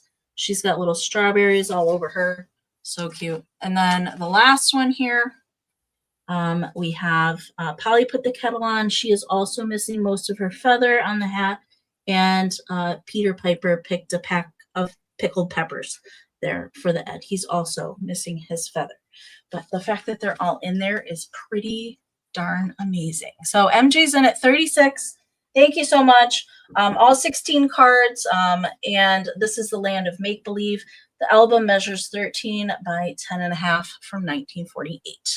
Let's count it down. 20, 19, 18, 17, 16, 15, 14, 13, 12, 11, 10, 9, 8, 7, 6, 5, 4, 3, 2, 1. Bid end. Probably Queen of Hearts, Janine. And how many cards total, Amy? 16. 16 of them. Yes. Okay. Queen of Hearts. There, Janine. Kind of looks like that planter. Yeah. All right. There's the bid end from Karen. Thank you so much. All right. MJ, it's coming to you. Thank you so much. $14, Amy. $14. And gang, this is going to be your starter jewelry casket, or you could fix it if you want to, or leave it the way it is. So it's probably I would say it's a vintage reproduction. So back in the 70s, they took the old cast of the original ones from the Victorian era, and then they would cast some of these new ones. So for $14, this is a larger one.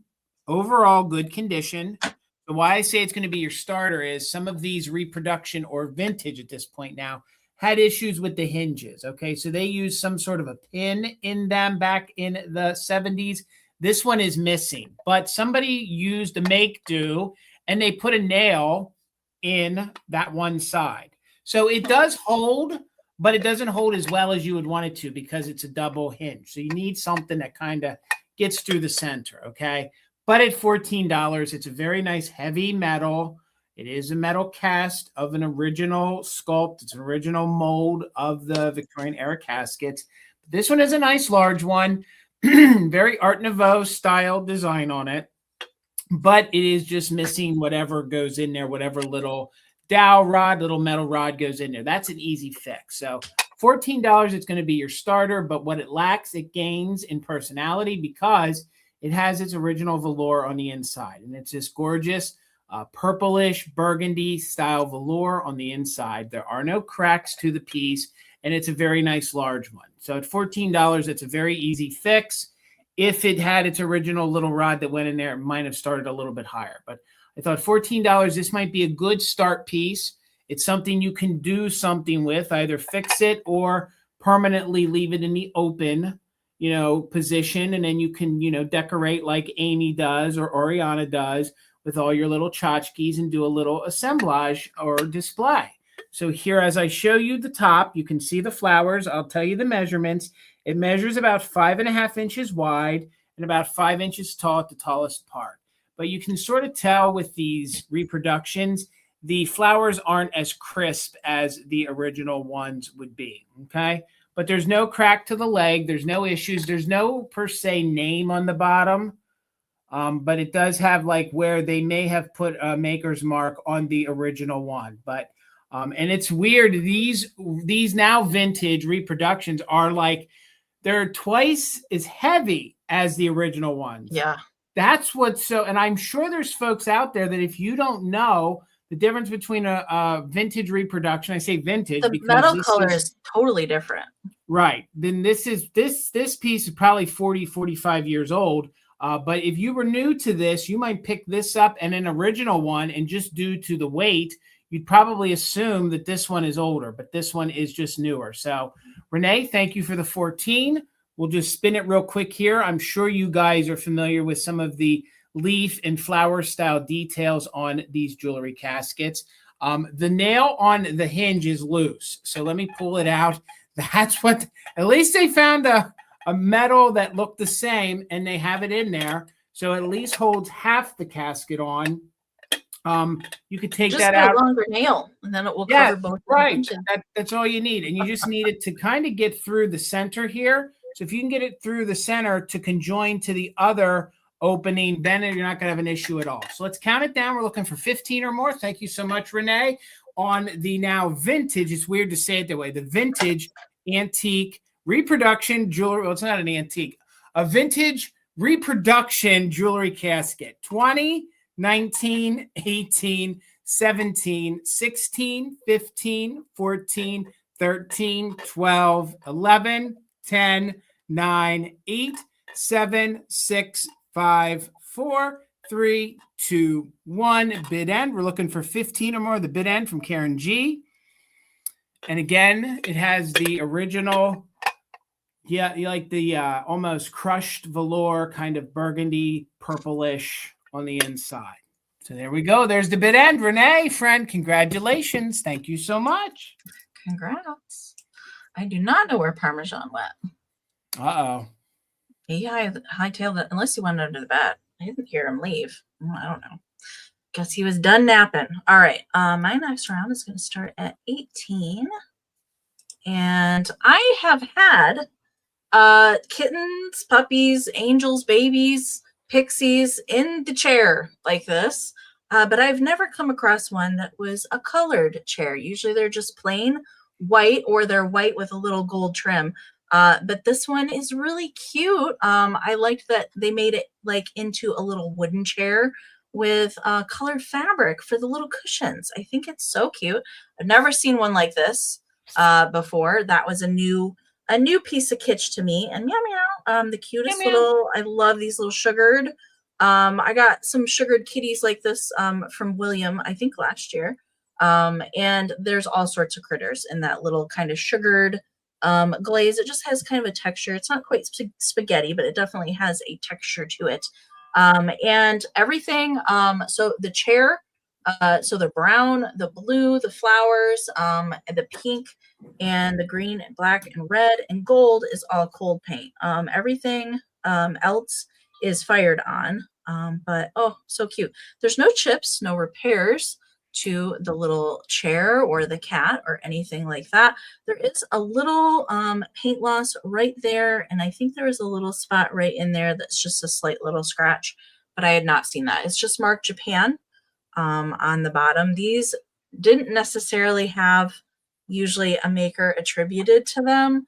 I know like some of the larger pieces that are like this did have a UCADCO kind of attributed to it, but these ones on the chair just didn't. It's a decent size. It is 4.5 by 2.5. Jason, have you seen one painted like this? No, not like that. Nope, never. I have not. Nope. And I don't believe that this was done after it was manufactured. It definitely looks like it was factory painted this way. It was just, I'd never seen one. Never seen one. A Woolworth exclusive, yes. Oh. These were definitely dime store kind of figurines like that. And they did those little cats in several different colors with different spots and things on them.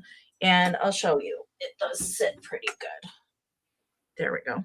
So I like that it's a little bit more of an elevated fancy chair, if you will. Yeah. I just have never seen one like that. So I had to get him, but we'll bring him back. If you want to think about it, bring it back. All right, Amy, $20 choice, $20 choice. And these are different. They're different. They're unique. They're kitschy. The work is night lights. They are made by a company in the 1960s. So they're like a hard blow mold style. They're made by a company called Nan-San. So it's Nan-SAN, or it's Nan-Sun. I can't even read my own handwriting. It might be Nan-Sun. No, it's Nan-San, and it's S-A-N. So they're the Jamboree bear and lion. So they're super 60s. You can see they're painted. He's in yellow. So he's in yellow, and he's strumming away to his little banjo right there. Very Yogi the Bear. You're exactly right. Actually, when you research these and you look them up, they think that the company, not to get a copyright strike, kind of mimicked Smokey the Bear. So he has his fun little bow tie on. He has his original light cord, and he does work. So we'll light him up. The weirdest thing is this one here has one of those flame bulbs in it. So it gives him sort of a reddish orange hue to it. Okay. That's the way it was when I got it. So in the bottom here is where you go ahead and put the light socket.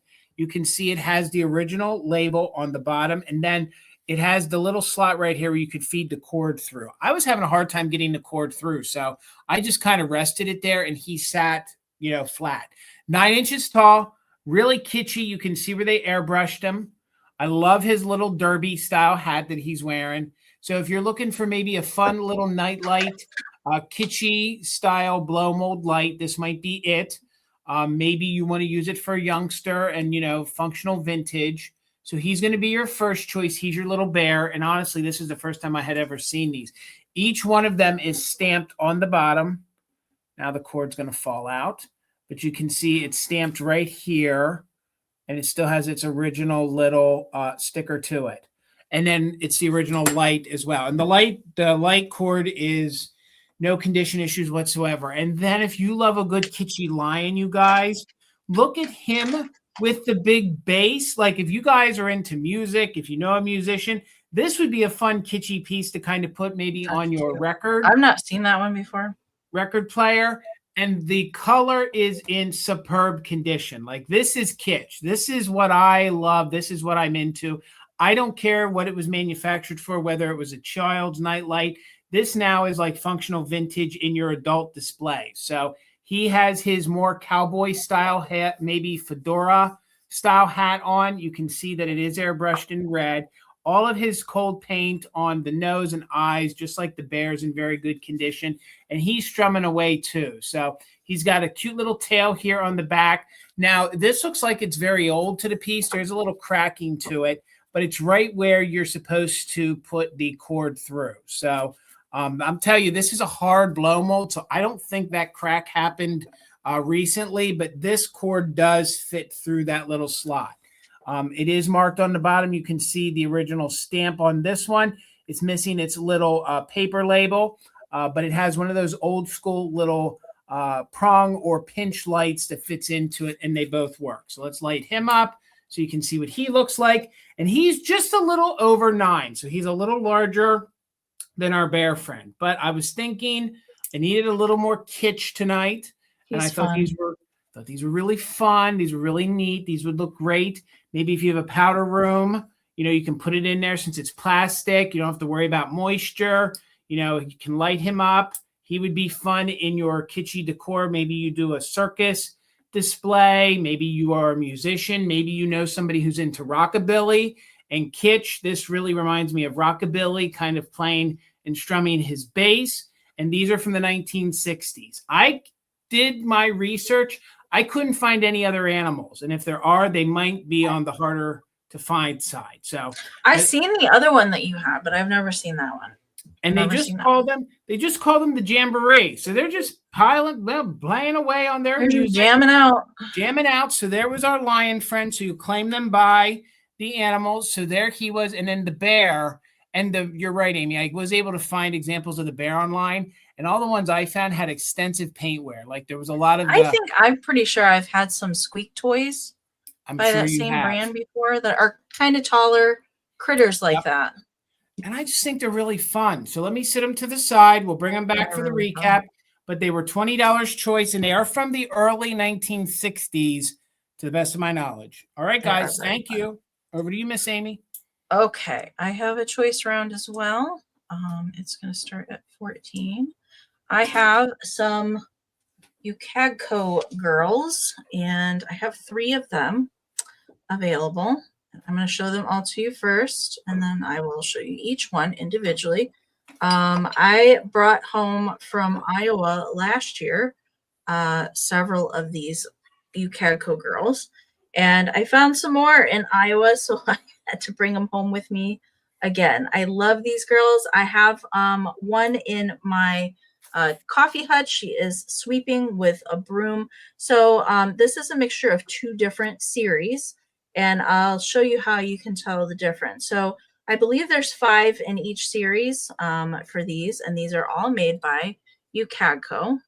There's the foil sticker on the bottom, and they're all doing a little different activity, but they're darn cute. So I'm going to set them down. I'll show you each one. Okay.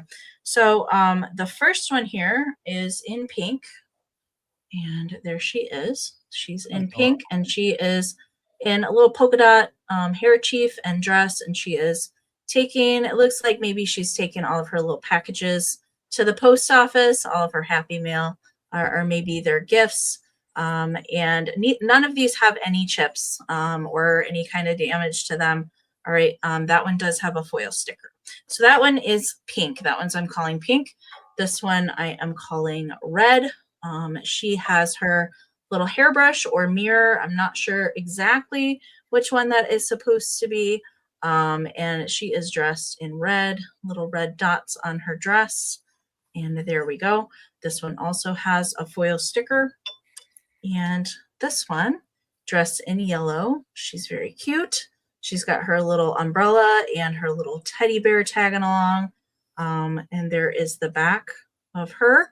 And she's the only one that does not have the foil sticker. And I said I'd tell you how to tell the difference. Okay. So one series, they're all wearing shoes. Okay. So the pink one and the yellow dress one, they have shoes. So they have a closed back. And the other series, they're all wearing slippers.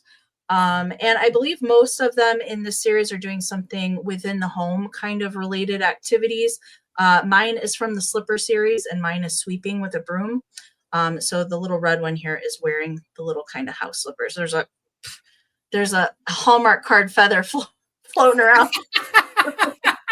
It almost went up my nose. So yes, I have 2 from the shoe series, and this series, they're all doing kind of different outdoor kind of activities. Okay, there's that feather. It's stuck on my finger. But there they are. They all measure 4 inches tall, right? About 4 inches tall, give or take. If they have a bow or something, there they all are together. So very cute. They just have a little bit of crazing in the glaze, but no chips or repairs. And I'll go ahead and bring those back as well. All right, $18. I'm just waiting for the lag. $18 because they're really good, like new condition. There we go. So I have a set of anthropomorphic teapot or coffee pot. They're like, oh no, we're gonna burn shakers.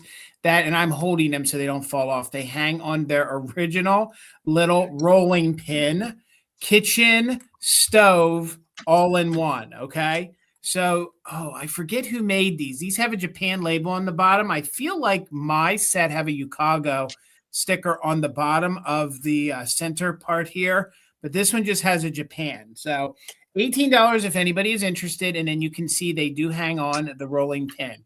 Usually the rolling pin center stove part is missing and you just find the little figurines, but I have all 3 pieces here. So let me sit them down before they get broke and take them off. Once you have it on a flat surface, you don't have to really worry about them falling off. So I've never seen the set with the hanger like that.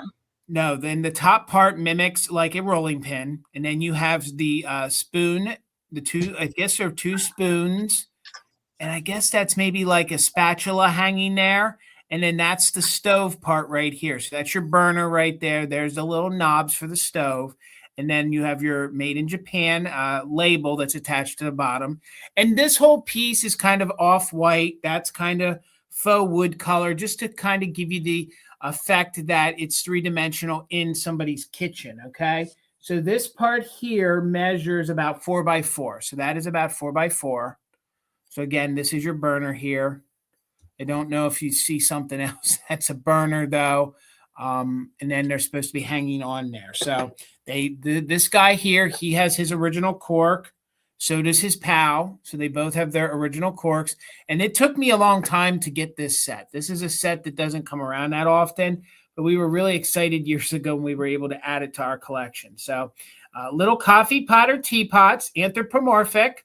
There his arm is hanging over. What I love is the fact that not only is it a little teapot, but then they gave him arms and legs. So it's not like they just put a little face on the teapot and they're like, oh no, we're hot. Oh no, we're hot. Mr. Bill the teapot. He's like, oh no. Oh no.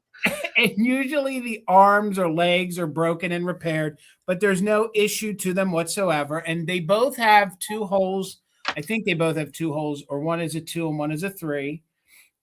I can verify that one is a 2 hole. And these little buggers here measure about 3 inches. So there that one is. And then here this one is. They're sort of similar, but each one's a little, oh no, I'm burning. I'm about to steam. Honest to be, I love to make the vintage talk when I'm by myself. So they do both have 2 holes. And again, these little anthropomorphic little teapots or coffee pots. And here's the little spout right here. So the little spout is right there. And you have the little handle. And they measure about 3 inches tall. So let me easily hang them back on here and hold on to them because I do not want to break them. So we're looking for 19 or more. Thank you so much, MJ. So then when you get it, you just sit this center part down and hang them on. And they just dangle while their little butts get warmed by the stove. Let's count it down. 19 or more. We are doing just in case for active bidders. So 20, 19, 18, 17, 16, 15, 14, 13, 12, 11, 10, 9, 8, 7, 6, 5, 4, 3, 2, 1. Bid end. Oh, no. And they do have a couple other series. They have one with pots. And then they have ones with larger teapots, I think, or coffee pots. So there's a couple different ones you can find. And then sometimes the other ones have different colored center parts. So that instead of the spatula being orange, it might be another color. So MJ, friend, thank you so much. Oh, we're going to MJ for 18. Thank you so much. You're exactly right. Ridiculously adorable. You're exactly right, Helen. All right. I do have a Nancy Ann Storybook doll this evening. And she's pretty cute. I know exactly where I found her. I found her in Walnut, Iowa, in a dinky little hole in the wall antique place in Walnut, Iowa. Never been to Walnut before, but we were on our way somewhere else and we stopped in there to stretch our legs. And I guess they have a huge antique market in Walnut, Iowa, like Father's Day weekend that we've never been to before, but they fill the whole town. Like 500 or more people come in for this antique show to set up. That's what the store owner said. I said, okay. There she is. She's a little blondie. I absolutely love her hat. She's got this big old flocked millinery flower and some smaller ones and lace on her little green kind of chapeau style hat and a bright pink dress with lace trim. She is number 120 to market. To buy a fat hen. Jiggity jiggity to home again, however that goes. I don't know how that goes. But she is the Bisque ceramic and composition, just has the little jointed arms. She is frozen body. She's just very, very cute. She has her little pantaloons and her little shoes. She does also come on a little dolly stand. That is how I found her. And she has the safety pin closure on the back. This was how most of them were manufactured in the earlier days. Later on, they did switch to do snaps on the back of the dress. But there she is. She's just adorable. She was kind of screaming springtime to me. That's why I put her in the sale tonight. And she is 5.5 inches for the body size. And let's do a countdown. Melissa's in there at 16. Thank you so much. Looking for 17 or more. 20, 19, 18, 17, 16, 15, 14, 13, 12, 11, 10, 9, 8, 7, 6, 5, 4, 3, 2, 1. Bid end. Ooh, Mama Pam and I are going to the Northern Ohio Doll and Bear Show. Not this weekend, the following weekend is where we're going to be going. We love that doll show. It's kind of by Cleveland area. All right, there is the bid end from Karen G. Thank you so much. Melissa, she's coming to you. Thank you so much. All right, this is my other higher ticketed price. This is in very good condition, and it's going to also start at $45, okay? So I'm starting to get ready to bring my Easter things, and this is great for Easter, okay? This is a made in Japan tin. Oh my gosh. Tin and celluloid toy, okay? It's in very good condition. A little piece of the celluloid down here at the bottom, right by my finger, is missing. Other than that, there's no condition. All of the other ones online are missing it either on this side or a little plastic on the other side, and that's just the bottom part that holds the little celluloid stroller part in. The ones I found online are all with a green base. Mine is a blue base. I don't know if that makes mine more unique or more rare. I will show you where it is embossed Japan on the bottom, so it's not a reproduction. There's no holes or cracks to the celluloid. So we have little bunny right here kind of riding in his little cart or his little bassinet with little Easter eggs, all in vibrant Easter style colors. You have Mama Bunny very, very intently pushing baby. There is a little mark back here on the back of the celluloid. I could not make it out, but there is a little mark, and her arms are jointed. So, and the string is nice and taut. Now, this top part will lift off, okay? There's no issue. So this is plastic and thin celluloid. All of these are intact. A lot of times they are missing. It does have its original little key over here. And if you wind it up, it does work. So you can see the wheels moving, and it does spin and it does function. So this is a little harder to find that A, it works, B, that it doesn't have extensive damage to it, and we'll just let it wind down. So this would be fun if you were into wind-up toys, if you were into tin toys, or if you're into celluloid. It kind of crosses off. There's Christmas ones like this too. There is. And this is going to be great in your Easter display. And again, you can fact check me if you go online. This and the bear, I was starting at half of what they go for on eBay. The only thing this doesn't have going for it is I do not have the original box. Okay. But somebody took really, really good care of this. We'll get it up closer. I don't want to drop it. You can see mama and baby. Wow. Look how vibrant the colors are. Some of these, when you find them, they're completely cracked and broken. This one is in like new condition. It still has its original key. Again, the base part is tin. The wheels are supposed to be turned, so when you wind it up, it sort of goes into a circle. So it goes into a circle. So mom is on her little tin platform. The little wheels spin like you saw, and then the top goes around like a little umbrella. Oh, the measurements on it. The way it sits right here, it measures about 8 inches tall by about 5 inches wide. I would say this is probably from the 1950s or into the very, very early 1960s. And it is the one that is made in Japan. It is not the later reproduction. So, again, it's a really, really fun piece. And it's one that it's an investment of the $45 because anywhere else, it would be a higher price. So I'll just hold it one more time so you can see mama has no damage to her ears. In the middle of the baby bunny's head is where the little rod comes up, the metal rod comes up.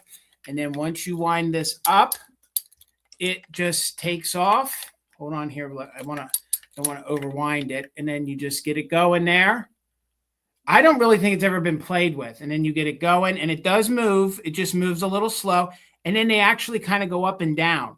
So they kind of go up and down when they're being spun. I know there was somebody at the Midwest Holiday Show that had one of the Santa ones. I remember seeing it, but I don't ever see these. Like, well, there was one of these Easter ones when we were there, and I think they had $168 on it or $165 on it. So Caroline, thank you for the 45. We're looking for 46 or more. Let's go ahead and count it down. Perfect for Easter or all year. 20, 19, 18, 17, 16, 15, 14, 13, 12, 11, 10, 9, 8, 7, 6, 5, 4, 3, 2, 1. Bid end. I see MJ at 46. All the ones currently that I found online had a green base. Mine's blue. I couldn't tell if that makes mine rare. But did you see what Elaine said? She said, I was born in 1954 and received one of these for my first birthday. Oh my God, that's fantastic. That's so cool, Elaine. I've never found one of these in this good a condition before. So guys, thank you so much. And it looks like with MJ and then Caroline. So Caroline for 52. And we're going to let it wind out there. Thank you so much. Congratulations. Awesome. Okay. I have some miniatures for my next round. And they are mini foxes, a little mini fox family. Oh, so cute. Oh, this is good. I've talked about this before that I collected bone china miniatures as a child. Anytime we went on vacation, we went through different states. We always stopped at little gift shops. And Grandma and Mama Pam always bought me some little bone china miniatures. And I have one of these little tiny foxes I still have all my little bone china miniatures. But this is a little family of 4 cutie pie little foxies. And they are not Hagen Renneker. They're actually made by Bradley. There is the foil sticker. It does say bone china made in Japan on the backside. But I really like the tall fox. It looks like Mama Fox or Daddy Fox is doing a little dance, a little jig. And then all the other ones are kind of playing along. This one is a new one to me. I've never seen this like pose for this one before. And then these two are actually the same exact pose, but one is a little bit darker. I'll put them next to each other so you can see the glazes are one is a little bit lighter than the other one. But I found them all together, so that's why we're keeping the fam together. I'm gonna lay that one down, and we're going to look at them individually. So the biggest one, the kind of one that's on its hind legs there, is 2¼ inches tall. So there's no chips or anything, no damage to any of them. And that one does have the little foil sticker on it. Very, very cute. And the other ones, all the other ones measure about 1½ inches, either height-wise or lengthwise. And then there they are. They're kind of like, you know, when like the animals, when they interpret them smiling really big or laughing, they get kind of like those little crescent moon eyes. Oh, they're so very cute. Adorable. I love those. So those two are essentially the same pose. They're just a little bit different glaze. And then this one's the smallest one, but although it's lengthwise, it's still the same size as the other two. That one is just kind of, I don't know. He looks kind of angry to me rather than he's kind of annoyed maybe with what's going on. There's the back of him, but we'll get the whole kit and caboodle back together. There we go. Let me get them all back up on their board. Okay. Nikki, I saw you in there. There we go. Bradley, so that kind of like painter's palette, little shaped foil sticker is Bradley exclusives. Usually they just didn't have room on the foil sticker for that, but they are bone china. All right, Nikki, I see you. Thank you so much. We're looking for 17 or more. 20, 19, 18, 17, 16, 15, 14, 13, 12, 11, 10, 9, 8, 7, 6, 5, 4, 3, 2, 1. Pippin. Yes, there is, Minx. Yes, there is. And hey, Christy, I saw you pop in there. And fox things, you don't find. I know. I don't know why the fox things are just not easy to come by. All right, there is the bid end from Karen. Thank you so much. All right, Nikki, they're coming to you. Thank you so much. All right, $18. If anybody is interested, $18. This is a really unique one that I don't find too often. This is early. This is a little jewelry box. It's sort of a two in one. I'll show you in a moment. But I do believe this to be from the early 1900s. They did come in different sizes, so it sort of could be stood up and be a portrait, or it could lay flat on your dresser. And it has a mirror on the inside, but I'll show you in a moment. I believe that that's a lithograph here. It is a depiction of a mother and daughter sort of sitting in the very English style 1800s sort of maybe music room or something, because you have a harp in the background and you have some of that great colonial style furniture, colonial style attire. And this is all glass. That's just my fingerprint up there. So that is glass. So this is that very 1920s, 1930s wood that a lot of the picture frames were made out of. That's what the back looks like. It's attached with like these tack style. I don't want to say they're like staples, but they're kind of those tacks that they would put in things. And then it opens up. Let me tilt it here. So this opens up and then it hinges just a little bit and then it holds. It holds, and then there's the mirror. So the mirror has a little patina to it, a little darkening to it, but the mirror is on the inside. So ladies could have put their collars or jewelry in there. And then there is this material style in the bottom, and then it's covered up with glass. So the fact that the glass insert is still in there and the mirror is still intact is amazing, okay? So yes, you're exactly right, Minx. So the way it measures when it's closed, and then you can close it, and I'll tell you the top is very heavy. If by chance you were crafty, not that I would encourage this, but if by some reason you didn't like the picture in there, and I don't know why, I'm sure you could get the mirror out and you could change out the picture. But the picture is original to it, and it's probably from the 20s. And if you look really close, you can see the little dots on it. So that's what leads me to believe that is an original lithograph. And I believe it's just on like a harder stock style paper, okay? The way it stands here, and you could prop it up, you know, and then it becomes a picture. It kind of would have been a way, I think, like to hide your things, you know, so people didn't really know what was there. But the way it stands here, it's 9 by 7, so 9 by 7. And then when it's sitting on your countertop, it comes in at about 2 inches tall. 2 inches tall, a little bit of wear, nothing too major, no other condition call outs. The mirror didn't show too well because of the lighting in here, but just know that that traditional, let's see if we can get in close. It has that traditional like haze to it, darkening a little bit. And then the nails in here are the older nails to hold the frame part together. And then there's nails in here. And the one nail sticks out a little bit so that it kind of hinges that mirror up when you hold it, when you pop it up, so it stays up for you. So I'm just happy the glass isn't broke. So let me give another moment here again. I believe it's a very colonial style, English kind of parlor maybe with mother and daughter. And you can see the big, gorgeous harp. I think I said violin earlier. Gorgeous harp off to the side. Look at some of the spun on the legs there. And then you have the very colonial style end table. Sort of, this would also be a great Mother's Day gift for somebody. You could put jewelry in it and gift it to your mother or to your daughter. So let's count it down. We're in with Renee at 19. We're looking for 20 or more.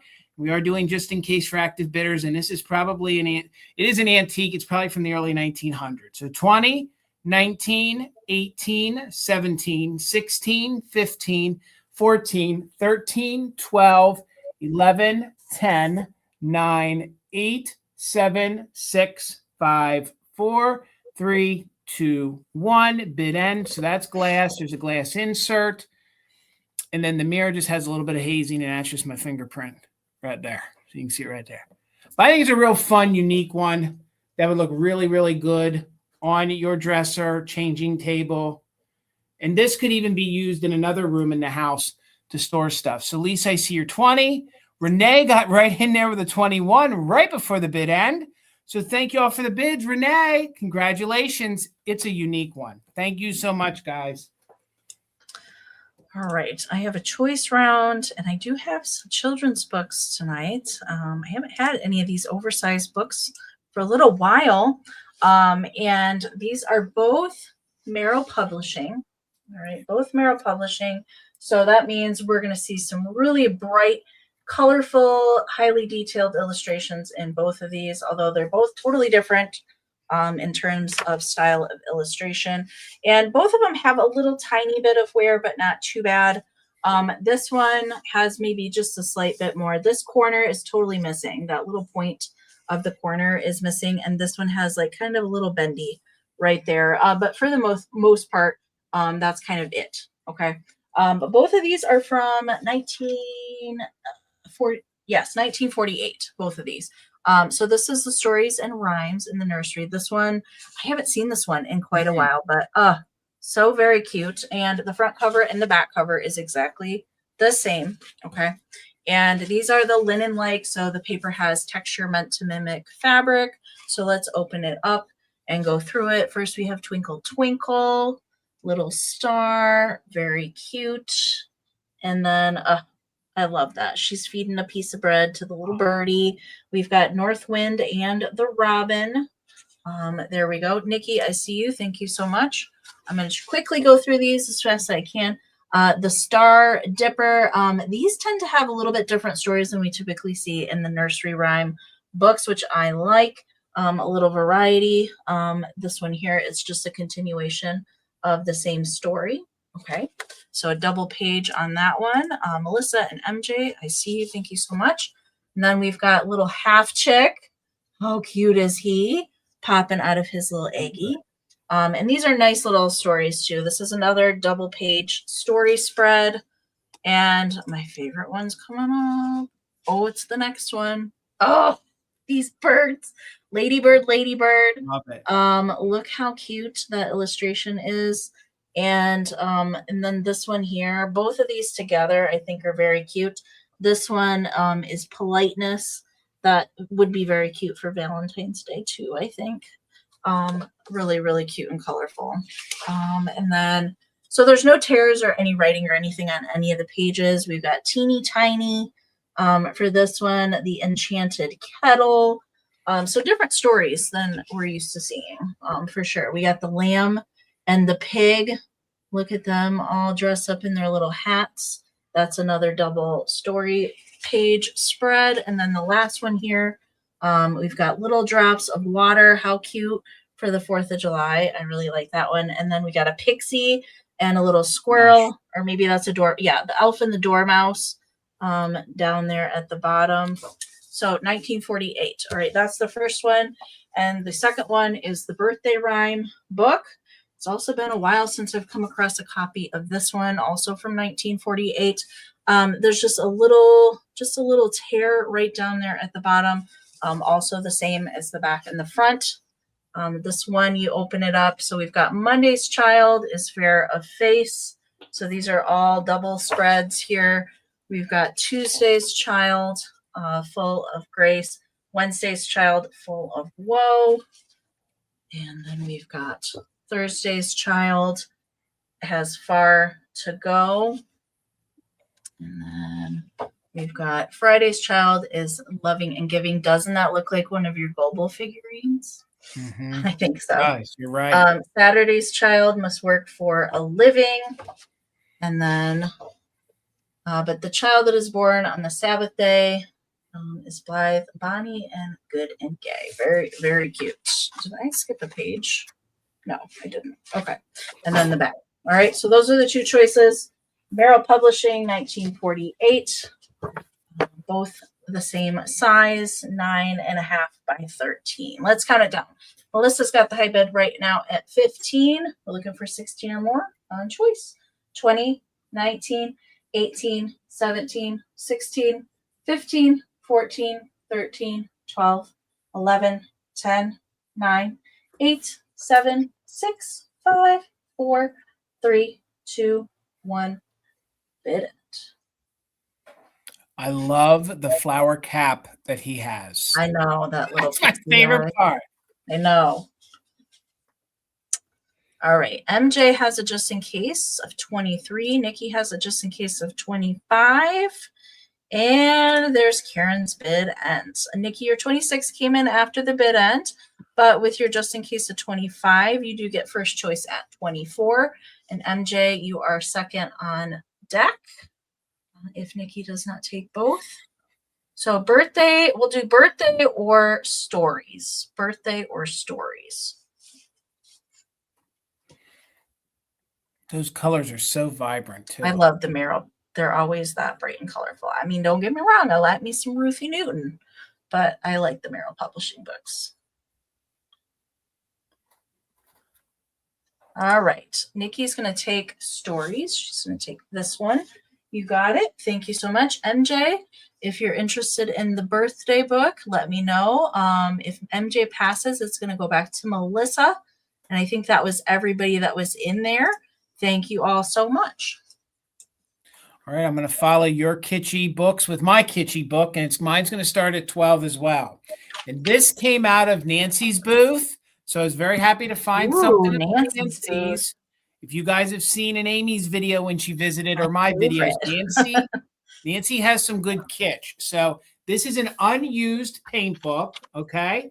It is made by the Whitman Publishing Company. It's from 1941. So what's fun about this is you can get very kitschy and use this in your display, all right? It is a flocked cover, believe it or not. And again, it is a flocking good cover. And it is from 1941. And some of the graphics on the inside are very fun as well. So this is your Tiny Tots paint book. I don't know if you guys can see through the screen, but there is flocking on all of these letters. Let's see if we can tilt it so you guys can see. That is flocked. There is a little bit of wear here to the spine, but you have to imagine these are all paper, like cardboard. These are like construction paper books. It's amazing that they're even here, and it's from 1941. So the little lamb friend is completely flocked. I don't know if you guys can see that. He has some gray flocking. Let's also show you down here on the bottom. We have our little froggy friend with the flower, and the illustrator, I believe, is Florence Sarah Winshaw. So she's a pretty good illustrator when it comes to the kitschy animals. So we have little Lammy friend kind of frolicking through the field. Bunny is hanging on to Lammy friend. And then we have a little bear in a hat and a little cat. So $12, you could just stick that in the back of your displays. You could put this with maybe some of your other kitschy figurines, maybe some of those kitschy little Like the box I sold the other week, some of those fun little kitsch things. So here's what the back looks like. There's no funky smells to it, no condition issues to report. Some of the things on the inside are as follows. You have like little teddy bear, look at little kitschy duck, a gingham duck, and then you have all sorts of different little things. And you could actually, I wouldn't recommend coloring it, but you could actually like print that out and use it. So, and there's a story in it as well. So there is a story in it as well. So today is wash day. So here we have two of the ladies. Wait, I'm on the wrong page. Today is wash day. Look at the two girls. She's playing with her little toy basin. Today is wash day. And these graphics are sort of just like the graphics, sort of kitschy like Amy's book was. Yes, makes it is made by the Whitman Company. I'll show you. Let me start at the front here and let me show you. And to find a coloring book that has not been colored in or doesn't have any ripped pages is getting almost impossible to find. So it's Tiny Tots. And then here you can see the Whitman Publishing Company, and then it is copyrighted 1941, so right before the war. So we'll show you a couple more of the pages here on the inside. This is really fun. You have the pigs in there. So you have pig, little pig. You have some goosies in there doing some goosey kind of things. And each one of these pages, like this isn't just a coloring book or paint book. It's actually a little story. So you have Mother Duck is teaching her ducklings to swim. So it's actually a book as well. So the little, kids could have read and learned, and they learned their farm animals, and then they could paint them, they could color them. Exactly right, Karen. 85 years old. The fact that this book is still here. And look at that kitschy cover. Like any of you kitsch lovers know how iconic those style faces are. So if you're into kitschy bears or kitschy cats, even the kitschy bunny, with the red, you could put this out in your Valentine's Day display, leave it out as you get closer to Easter, and then swap it out with something else. The measurement of the book, if I didn't give it already, it's roughly 11 by 18. 11 by 18. That's a very, very large book. No pages are falling out. Look at the scarecrow. Look at the scarecrow and the crow right there. How fun is that for 1940s illustrations? And then we have Susan polishes the furniture. Look at Susan polish. If you had one of those little, what are those little mini sets that you sell, Amy, that have all of the parts in, like toilet paper, cleaning utensils? Oh, the My Mary sets. Yeah. Like if you had one of those and then this, like you could open up the page and have that in the background and have that in the front. Then this teaches you how to not only how to put a place setting, so everything you can learn where it goes. But then look, she's polishing the furniture, and they gave you larger furniture up top. Nicole, thank you so much. Then we have some of the boys' toys here. You have some of the overcoat, the tie. So they're getting to learn what's what. And I'll just show you one of my favorite pages in the whole book. Are you ready for it? It's the Christmas section. So Shocking, Jason. You have a Santa Claus. You have the sleigh, the reindeer. You have the little story down here, Santa Claus. So it says Santa Claus filled the stockings. The reindeer pulled the Santa Claus sleigh. So if you're a crafter, if you're a scrapbooker, you could print that and reuse that. We have some more Christmas in the back. I was holding out on you guys. You have the ever popular cornucopia. Absolutely. At Christmas time, there's no better time. And then I don't think, now you can also get into Cinderella and stuff like that. I didn't think that there was any other holidays, but there is some nursery rhymes in here. You have Jack Horner in here. So it's a really versatile book. I just wanted, oh God, I didn't see this page. This I didn't flip through. Hang on a minute. Oh my God. I didn't even know that. Oh, Lord have mercy. Hang on here. Oh my God, you have all the holidays. So you have Valentine's Day. Oh, cute. Holy crap. Like you actually have like Johnny Apple's, George Washington with the hatchet. So just wait. I only opened it up at Jason, is there Halloween in there? I'm getting to it. You wait till you see the Halloween in here. I didn't even know that. I didn't flip to that page. So it's George Washington. So we have Easter in there. I showed you Valentine's Day. Oh my God. I don't know if I want to sell the book now. Hang on a minute. So I showed you Valentine's Day. Wait till you see this bunny. He looks like a gunned bunny. Oh, it does. So he looks like a gunned bunny. honest to God, you guys, I didn't even see that in there. I'd only seen the Christmas in the cover. So now wait, if y'all love some Halloween, oh my God, look at the Halloween here. So it's a Halloween. Tom and Sally are at a Halloween party. And then you have the mask and the black cat, the jack-o'-lantern. And then you have, see the jack-o'-lantern in the window. I mean, this book, oh my God. This book's even better than I thought. I had only seen the Christmas part and the flocking part, and I knew I needed it. I didn't know that it had all the holidays in it.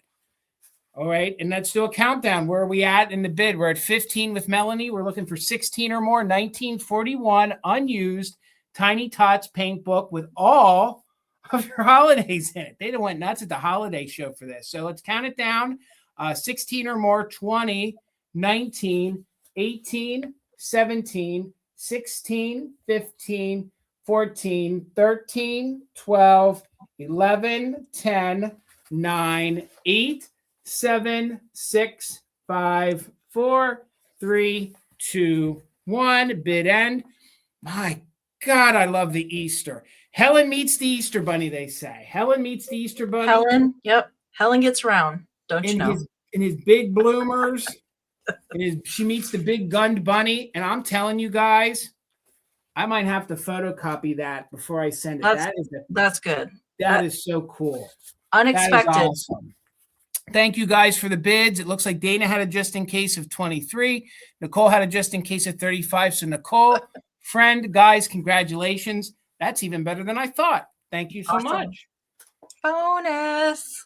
I didn't even see those 2 pages. All right. Helen doesn't mind when I pick on her every once in a while, I'm sure. Okay. This is going to be a quick. I keep finding the little feathers. Oh, I keep finding them. They're like floating around. All right. This is going to be a quick claim. All right. So I'm going to show it to you. And then I will tell you a price, and then I will tell you the letter to type in if you want to claim it. So this is not a bid round. This is a quick claim. Okay. I have this little Bo-Peep lidded jar. There she is. And she is not a sugar bowl. So there's not a little notch in here. So she's just like, a little trinket dish, keep your jewelry or whatever you want to keep in there. She is made by Lefton. There is a sticker on the bottom. All right, there are a couple flea bites, and I'm going to show those to you quickly. So on the little rim where the lid sits, there's one teeny tiny one right there, and there's none on the little ruffles, but there are a couple on the lid. Back here in the back, there's a couple right there. I caught it with my finger. There's an itty bitty one on that little ruffle. And then there's a couple teeny tiny ones on her little hat brim. But that's about it. The rest of her, she's really nice condition. She does measure 5 inches tall by 3.5. Okay. So little cute for nursery rhymes, cute for springtime. If you have a little lammy, you could put next to her. That would be very cute for Easter time. So quick claim. All right. She is going to be $16 for the Lefton lidded little Bo-Peep lidded jar. And the letter to type in, she's $16. The letter to type in is letter B for Bo-Peep. Letter B for Bo-Peep. She's very cute. I wish I had a little tiny sheep figurine to put with her, but sadly I do not have any. So letter B, $16 for little Miss Bo-Peep. Oh, Melissa, it's the first one I see. You got it. Thank you so much. All right, $18, and I'll move really quick. 18. This is a piece of pottery. If you do more of a moody, earthy kind of spring display or Easter display, this is made by the Hall Company, and this is the first time I've ever found one of their baskets. So I'll show you the bottom where it's marked Hall, but they have this great mid-century sort of bow design. You can see some of the zigzag design on the very bottom. This is kind of their earthenware when it came to some of the speckle and the spackling, some of the spatter on it. You can see how clean the inside is. There are no chips. There are no cracks. It is Hall USA here on the bottom. That's just fingerprints that are touching. So you can see it is Hall, and I believe it's from the 1960s. So this would make a great Easter basket for the upcoming holiday. that's very almost St. Patrick's Day feeling, very Celtic with some of the design. Maybe it might be a stretch, but I had a very, St. Patrick's Day, decorate it then and leave it out, or through Easter. What you could do is for St. Patrick's Day is if you get some of those gold candies, maybe you could fill it up with gold candies. I know that it's not like a pot of gold, but it could be a basket full of gold. And I've never found one of these haul baskets. So I wanted to offer. I've never even seen that. Just for $18. Again, there's no issues to the handle. You can see that it does have some of the very mid-century 50s sort of detail to it, but then also sort of 60s detail. It measures 8.5 inches tall. So it's 8.5 inches tall and it's about 6 inches wide. So no chips or cracks. You can see it's very clean on the inside. I think its intended purpose was to be a planter. So if you wanted to plant some flowers in this, you could and leave it out all year round. So there's no glazed chips to it. I didn't have enough time to research what the exact pattern is or the exact time frame that it was made. But I was just excited to have, and it is green. So it is like a green in color. I don't know what it's read. Might be reading brown on your screen, but it is. It's showing like avocado kind of green. Yep. It's a very, very dark green. So 18, if anyone's interested, it is haul from the 1950s or 1960s, and it is a pottery basket. Again, it's a very unique sculpt to the pottery. Usually you don't find baskets, but I was just really excited to bring this because it's hard to find things to kind of bridge the gap between St. Patrick's Day and then you're right into Easter. So we'll bring it. We'll sit it to the side. We got a few more rounds. 18, if anybody is interested, you can think about it, and we'll bring it back at the end of the sale in the recap. Over to you, Amy. I didn't even know that they made a basket planter. It was the first one I ever found. I've had a lot of planters like that. Just, they're typical rectangle ones like that. I've never seen the basket. All right. I have some salt and pepper shakers for my next round, and they are some puppy dogs. And these were new ones to me. I had never seen these out and about before, and I actually couldn't find these. But I do know I have seen them before, just not out and about. They are made by Norcrest, and these are more of that kind of satin finish. What is cold paint on these guys is the red and blue bows. Everything else is fired on, and I like that the only high glaze they put in their little eyes, and they are just the sweetest. And there's no chips or anything damage wise to them. There's not really any kind of paint scratching to the cold paint either. Just really nice condition. Yeah, those little puppy dog eyes. Oh my goodness. I'm not sure what kind of dogs these are supposed to be. Maybe little bulldogs. I'm not sure, but they're darn cute, whatever they are. Now, this one here on the back does have a little souvenir sticker from Sunken Gardens in St. Petersburg, Florida. I have actually been there back when I was a child, a long time ago. I remember going there when we were down for vacation, and they both have little cork stoppers and numbered H on the bottom. So if you come across a ceramic and there's usually an H followed by a number, that's a good indication that you got Norcrest. They don't have their foil stickers any longer. And the blue one here has the 3-hole on the back, and the red one has the 2-hole on the back. And since Jason and Tina are salt and pepper shaker collectors, I was curious. Jason, have you seen these, or do you have these? Never have I ever, and I'm in love with them, and I can't believe you have what I've never seen, and that's a steal of a price. These came from the middle of Missouri. The middle of Missouri is where these guys came from. Yeah, somebody on Instagram has a set of these, but I've never run across them out and about. They did several different breeds of dogs, shakers in the same kind of style this way. But I had just never, ever seen these. Measurement for them is 3.5 by 3. Really nice condition on both of them. So very cute. Row, row, row. I can just, that face, I get that from my own dog. Quite frequently, that face. Can I have a piece of cheese? Yes, of course. Yes, got to pay the cheese tax. All right.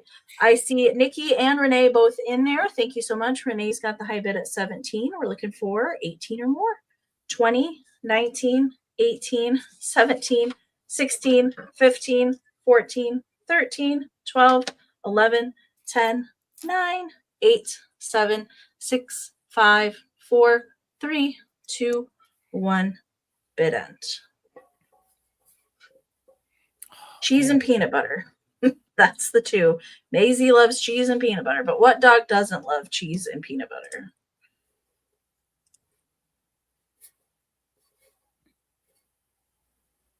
They're two of my favorite food groups as well. Cheese and peanut butter. All right, there's the bid end from Karen. Thank you so much. All right, Renee had a just in case of 22. Nikki had a just in case of 35. So Nikki, they are coming to you for 23. Thank you so much. Really $10. $10, Amy. $10. And I don't think this is a George Horner tin, but it is made in England. I don't know if that's going to be upside down for you guys, but it is made in Great G, it says. Great, or it's G Britain. Come on, now focus. So what it says... G Britain. G Britain. It says the container made in G Britain. That's what it says right there. Okay. There's a little bit of wear to it, but guys, if you love little kids, little kitschy little storybooks, these little kids are trying to help little Figaro. That reminds me of Figaro. And it looks like he's about to jump out of the tree onto their little bandana that they're holding for him. So this also has like a fall kind of feel, but I only think the reason why I feel that is you see leaves tumbling down. But I believe the leaves are tumbling down because little kitty cat is shaking and scared. So you can see there is a little bit of wear to the front. I do believe this tin is from the late 50s or the 60s. You can see the two little kids. They kind of remind me of the Dick and Jane books. And then the little kitty cat up here, little black cat, scared, reminds me of Figaro. So no real major wear. It's a rescue mission. What, Amy? It's a rescue mission. Yes, it is. So it's a 2, 4, 6, 8. So it'd be an octagon. So it's an octagon because it's got 8 sides on it. It is very clean here on the inside. These are fun tins that you can fill up with your little tiny treasures. Just a little bit of wear here to the back. And if you love storybooks or kitty cats or tins, this is going to look really, really nice. And it will sit in the back of your display. I think it's a very sweet tin. There's no major dents to it. There's no major rust to it. Just a little bit of wear to the front of it. So it measures, where are my measurements? It measures about 4 3/4 inches in diameter. So since it is not round, but it is in a round sort of way, each one of these points, when you measure it, it comes in about 4 3/4. And then from the side here, it's about 1 inch tall. So if you're looking for a really neat tin, just at $10 with fun kitty graphics, maybe you guys collect toys or black cats, or you're, like I said, maybe you're into nursery rhymes. Maybe you collect the Dick and Jane books. I think this would look really, really fun with it. Yep, it is an octagon. I know, but I was just saying from when you measure from side to side. So there was some sort of sticker on here. So what you're seeing here, you could probably work and clean off, but I'll be honest. Don't use magic eraser. Yes. Take the paint off. Do not, but I get nervous scrubbing because like Amy just said, you can start to take the picture off. So I kind of left it the way I found it. So Renee, I see your 10. And one more thing, this is like a red. It's like an orangish red on the back of it. So it has the feet, so it could sit down like that. So we're looking for 11 or more, counting it down from 20, 19, 18, 17, 16, 15, 14, 13, 12, 11, 10, 9, 8, 7, 6, 5, 4, 3, 2, 1. Bid end. Really good for Halloween with the black cat. Again, if you collect the books, you're right. It is a little rescue. We're going to get you, kitty cat. Thank you so much, Renee. Congratulations. Thank you. Thank you. Yeah, it needs to be a little bit bigger of a blanket. I agree. I have a $10 start for my next round as well. And it is a little squeaky. And it is the cutest ever. This is an Edward Mobley. Oh, my God. Squeaky dog. And this is Woofy. Woofy the dog. Usually, Woofy is much larger than this and stands on all fours. Sometimes has blinky eyes. Some just has painted eyes. They did Woofy in a couple different sizes. There's a large one, and then there's a smaller one that's also standing.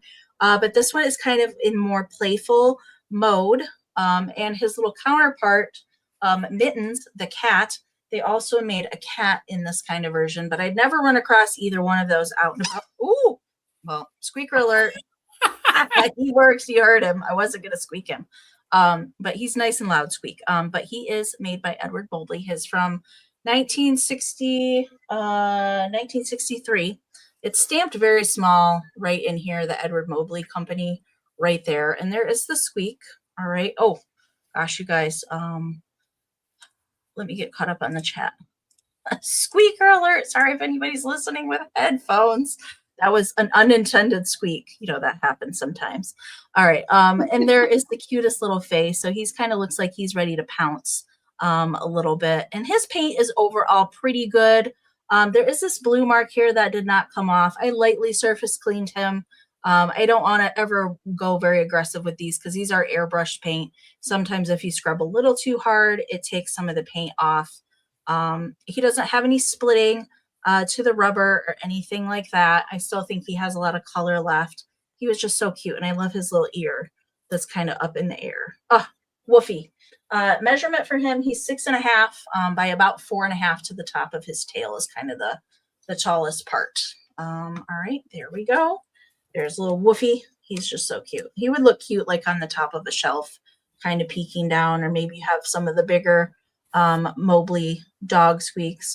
There's other dogs that they did as well, but Woofy is probably my favorite. All right, Critter Girl's in there at 15. Thank you so much. And Renee, I saw also in Phantom of the Attack, Kathy Burley is in there as well. All right, so high bids at 15 with Critter Girl. We're looking for 16 or more. Let's count it down. 20, 19, 18, 17, 16, 15, 14, 13, 12, 11, 10, 9, 8, 7, 6, 5, 4, 3, 2, 1, bid end. And he does have a very loud squeaker. Very loud squeaker. Usually the slate, I don't like to do the squeaker toys because then Maisie also likes squeaky toys. And yeah, so usually I don't squeak them, but you know, it happened and you heard it. All right, there's the bid end from Karen. Thank you so much. All right, Kathy, I saw your just in case of 20, but Renee had a just in case of 22. So Renee, it's coming to you at 21. Thank you so much. All right, I'll move quick. $12 choice, and this is a really good deal if somebody's looking for one of these. So it's going to be $12 choice. I have a German half doll. I do believe it's not a reproduction. I believe it is an original early porcelain German half doll. There is no damage. I did leave the velour style ribbon that they tied around her. I thought it looked nice, but I did look underneath. There's no damage to her.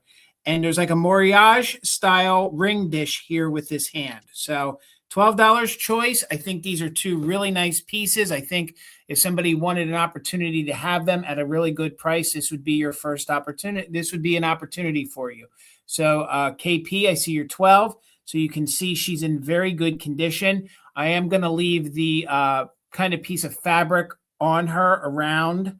I think it gives her a fun little detail like a scarf. So you can see there is absolutely no damage, and she is stamped. If we can get it to focus, she is stamped Germany here on the back. Let me see if we can get that here. So you can sort of see, I don't know why my camera is so blown out. So you can see Germany right there. So it says Germany right there. And there is the inside. You can see how it is a little crude on the inside. And again, this is an early German half doll. Usually they sell for considerably more than that. So you can see that she has a little bit of yellow detail around the top. And then you can see the detail to the face. When they did reproductions, they weren't that crisp or that nice. She measures 3.5 inches tall. So 3.5 inches tall, $12. We're looking for 13 or more on a German early porcelain half doll. And you can do whatever you want with her, turn her into whatever you want, or put her on display just as is. This next piece isn't marked. I feel like it's a little earlier, but I don't know the manufacturer. You can see the Moriage style technique of paint. That is turquoise and gold in there. If it's reading green on your screen, that's not correct. It is turquoise and gold. And here you can see the hand in each one of these fingers. You could hang a ring on it. It even has a ring on the finger, as you can see, and there's absolutely no damage. This is a very high quality piece of porcelain. I'm not sure of the age because there's no maker's mark on it. Okay, no maker's mark whatsoever. Porcelain, a little ring dish holder. This would be great to put your jewelry on, your little earrings down here in the bottom. And this piece measures roughly about 3 inches tall, 3 inches tall at the tallest point. So a little ring dish, we're in at 12 with KP. Again, guys, this is a really good price. If you want an opportunity to have one of these porcelain pieces, please don't sleep on it, guys. We're looking for 13 or more Moriage style porcelain ring holder with the enameled gold paint with no wear. It has a ring painted on the finger, again, in very good condition, and an original early German half doll with no damage. They don't even sell at that price if they have a head repair to them, and she is in very good condition with no head repair, no arm repair, and she measures about 3.5 inches tall. So it is going to be choice. Let's count it down. Maybe somebody will wait till the countdown. 13 or more, and we are doing just in case for active bidders. So 20, 19, 18, 17, 16, 15, 14, 13, 12, 11, 10, 9, 8, 7, 6, 5, 4, 3, 2, 1. Bid end. She is marked Germany. The ring holder is not marked, and neither have any damage whatsoever. There was some schmutz on her, but I cleaned her off right before I showed her to you. So just waiting on that bid end. There it is. So KP, let me know. Did you want doll or hand? Oh, you're so right, Renee. It would. Absolutely right. So KP, let me know. Were you interested in doll or hand? And the half doll is yours. Thank you so much. Over to you, Amy. All right. I'm going to do a quick claim for my next. This is going to be our last round, you guys, and then we'll get into our recap and then our community share, and then we'll say good night. How about that? All right. My last round is going to be a quick claim. All right. So this is not a bid round. I will show you, and this is for a pair of items. All right. I'm going to show it to you. I will tell you the price, and then I'll tell you the letter to type into the chat. All right. First off, I have a little set of tin litho dishes. All right, it's made by Ohio Art. I think that's upside down. There we go. Ohio Art. And it is Jack and Jill. All right, so here is the little cup. It's got the little wishing well on it. It does have a little bit of wear to the paint, but not bad. Here's the little saucer that goes with the teacup with the little bucket. And here is Jack and Jill. Okay, so just a little bit of wear to kind of all the pieces. So they kind of go together like that. Okay. That is one of the things. Okay. And the other thing is this cute little My Toys book. So this is coming along with it. It is from 1955. I just thought they looked cute together because they were both red and yellow. Really cute little illustrations. I'll just quickly show you a few of the pages that are in here. So My Toys. Oh, so cute. So the boy and girl kind of go through here with little different activities that they're doing with their toys. He is drumming it up and blowing bubbles with his puppy dog. Very cute. So the book is in good condition. Rainy days, I like to play with blocks. There he is playing with his little wood toys and his pajamas. Here he is again with his dump truck and blocks. There she is. She's making a little clay elephant. Cute. This one here, she is playing on the piano. And there's reading time. I think there's a couple more pages. There's quite a few pages in here. Oh, she's in the bathtub playing with her bath toys. And then we end with snuggling in bed with the teddy bear. So there we go. That is My Toys and the little tin litho dishes set. I will just hold the plate up there. Okay. So the little lot is going to be $12. $12 for the lot. And if you want to claim it, type in the letter T. The letter T for toy dishes into the chat for $12. Letter T. And the Ohio Art dishes, these date to the early 50s on this set. Oh, Jennifer Cagle. She got in there right before MJ. All right, Jennifer, they are yours. Thank you so much. All right, I'm going to do a quick claim as well. I'll describe the item and then I'll give you an initial. This is new old stock. I actually took it out of its original box, but the box fell apart. So it's a good thing the box fell apart because you have this. So if you're looking for a nice little center or maybe a nice little cream and sugar for your coffee bar or for your, I don't know, for a nice setting heading into spring, this is a little pear blossom set. It's actually made by Napco. So it is made by Napco. Now you can see the butter yellow. Okay, so it's getting washed out. It is, there we go. Now you can see it's this gorgeous butter yellow. None of these flowers have a chip on it. Each piece has this fun three-dimensional little pear. So it's a little pear blossom set. So you're going to get 3 pieces. First one I'm showing you is you're going to get the little creamer. Again, this would be very dainty and sweet to use on a nice Sunday afternoon here as we get into spring. You're also going to get the little sugar bowl. It has the original spoon. I cannot believe it. It has the original plastic spoon, and they actually put some details here on the spoon. There you go. I think you guys can kind of see the scroll design on the spoon. Again, very clean on the inside. It is all butter yellow, made by the Napco company, would go good with other ceramic pieces you might have. Here is the top to the sugar. Look at the turquoise flowers on there, the great detail. So it's a little pear blossom. That's what it's called, pear blossom. It would look good with dogwood flowers, especially heading into spring. And then you're going to get the jam. You're going to get the closed jam jar. That is also butter yellow. So you're getting all 3 pieces. There's the top. I've never seen this design by Napco. I wouldn't have even believed it was Napco if it didn't have its original sticker on the bottom, okay? The tallest piece in the series is about 4.5 inches tall. So again, no chips or cracks. And you can use this. You're going to get the little jam jar or urn, okay? I think it's beautiful too. You're going to get the little sugar. Remember, it's getting washed out of my light. It's butter yellow. It has its spoon, and you're going to get the creamer.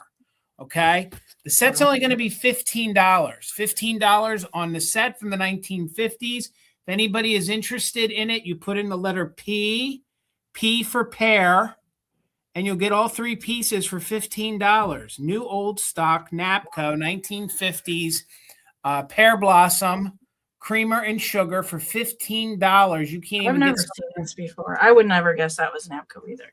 You can't even get something new for $15, even with shipping.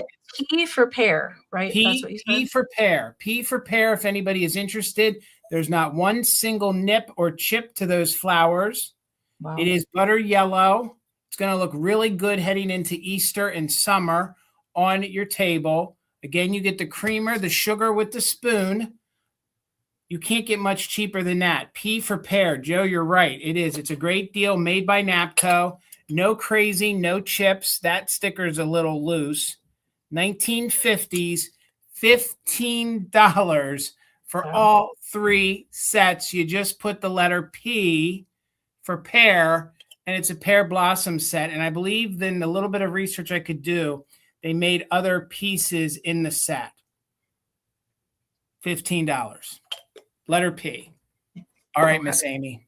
Thank you so much. Let me get both of us up here. All right. Recap time, you guys. So we're going to bring back our items that didn't sell for one more time. So when we bring these items back, we will do another brief description, note any kind of issues, and we will tell you the price again. And these are going to be quick claim items when we bring them back. So if you want to claim something, just make sure to type in the item plus the price. Whatever we tell you to type in the chat, that's what you want to type in there to claim. We'll give it a moment for the lag. If we see more than one person come in to claim the same item, then we will turn it back into a bid round just in case this can be in play, just like a regular round. Just to break any ties, okay? So just make sure and type in the item plus the price. That will be the easiest way for us to know what you are trying to claim. And Jason, I'll get you up here because we both have things to recap. There we go. All right, and I'll move fast, Amy. Thank you. For my first round, I had choice on these early books. This one is from 1914, and I'm assuming that's when it's from. Usually that's when these are from. This was a gift at Christmas time in 1914. It is one of these, I always call these the Victorian style poem books. So this would be your daily duty. So each day you were supposed to open this up and read one of these uplifting. And this one, some of them are close to religious. This hinges a little bit more on religious. And it has all these color prints on the inside, which these were very expensive back in the day. There is some wear to it, but overall, it's a really nice piece. And it has this fun nautical scene here on the front. So it would be book 14. Book 14, if anybody is interested in that. Book 14. I had my choice from the Scotty dog round. These are made by the Ceramic Art Studio. I had this one left. It's two of the little white Scotties, a butter yellow bow on the back with the blue bow with the yellow polka dots. It's unmarked Ceramic Art Studio. This series didn't seem to have a stamp on it. I don't know why they did that. It's going to be $15. You can put dog 15 on that. Dog 15. We don't show the cream and sugar we just did. The ring dish we just did. And then I will show the basket one more time. This is Hall Pottery. If anybody is interested, it's probably from the 50s or 60s. It is that kind of sponge spatterware that they did. It is in, like Amy was right, an avocado style green. Great for the upcoming holidays. And this would be basket 18. Basket 18. And that's it for me. Okay. Thank you so much. All right. And I did forget to mention, if you are watching us on the replay, I know a lot of people do that. You can always email and check with us if something is still available. Okay, so you can always send us an email if you are watching for unclaimed items. All right. I have some things to recap as well. So I had my UCAGCO little girls, all right, from two different series. So I have two from the shoe series and one from the slipper series. These were $14. So I'll go through them individually here real quick. All right. So we had this one here. So there's no chips or repairs to any of them, just a little bit of crazing. This one was pink. So you could type in pink 14 for her. Then this one was red. She will be red 14 for her. Both of those have the foil sticker UCAGCO on the bottom. And this one was yellow. She does not have the sticker on the bottom. Yellow 14 for her. All made by UCAGCO. And then I had, let me put these away so Parmesan won't knock them off. I had my beautiful blue brooch with mixed metal leaves in there, all prong set, really gorgeous, high quality. Big kind of opening in the back to let more light through that for that big stone. It does measure 2.5 by 2 on the brooch itself. Some AB stones in there besides regular rhinestones, all blue kind of tone. This was 18, so you can type in blue 18 if you want to claim that. And the last thing I had was my kitty, meow, kitty on the chair. I'd never seen one with a painted chair in this style before. Usually the chairs are plain. No chips or damage to this guy either. You can type in cat 18 if you want to claim meow meow on the chair. What is Parmesan doing? Do you see him? Yeah. He's digging back there. He's digging back there. What did you hoard back there? He used to hide hair ties and puffballs. I was going to say, was he getting when I flipped the sheets on the bed, I found his little hoard of things that he would stuff down the side. So that's probably what he's done. All right, you guys, let me get us both up. He's like, Mom, never you mind what I'm doing. I'll have to dig back there and see what he has hidden back in gosh. there. Oh, I have Karen. I have another Parmesan story before we get into community share. So, do you remember that little pixie Valentine that I made? Like the little flocked heart was the body, and it was in like a little ice cream cup. Yes. And it had a little pixie head with a pink cap. Yes. So that was new old stock. Okay, it came out of a package, and it had blue hats and pink hats. There's 12 in there. Okay, right. So I opened it up to use one of them. He got in a bin. He got inside of a bin, and then he got inside of the package. First, he brought one head downstairs, a pink hat one, to Maisie, who chewed it to bits, just like Dusty's nut cup last year, tore it to bits. And then he had another one. So not only did he get in it, he got in a container in the package and pulled them out. Naughty. He's naughty. So anyway, that's my Parmesan story. He's cute. He's darn cute, but he does bad things. I will say, Amy, I think what I should do is for one of the next shows, I have pictures of Annabella or Anna Banana in her new home. I think I'll share some of them. She's really warmed up, but boy, is she. We need an update. Boy, are there some good. You think you got some. I'll get them from Tina and I'll forward them to you, Amy. We can share them one of these Thursdays of little Anna Banana. Kitschy Cottage. I just saw that you purchased a membership. Thank you so much. So we're gonna see Mr. Parmesan one more time. Thank you.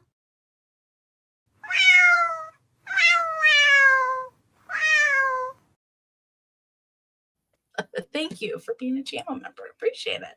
Everybody that got gifted memberships tonight, thank you again, Karen, for gifting those. And thank you, Karen, for bid ending as well. And to Kim for helping us out in the chat as always. Thank you so much, ladies. We appreciate you.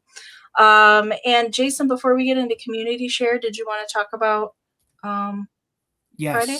Yep. Okay. Thank you. Please head on over, support Tina. She's trying to curate another fantastic sale with her jewelry on Friday night. It is over on Whatnot. It is Mother Tucker's Tina. She had a really great Victorian sale last week. Thank you so much, guys, for showing her the support over there.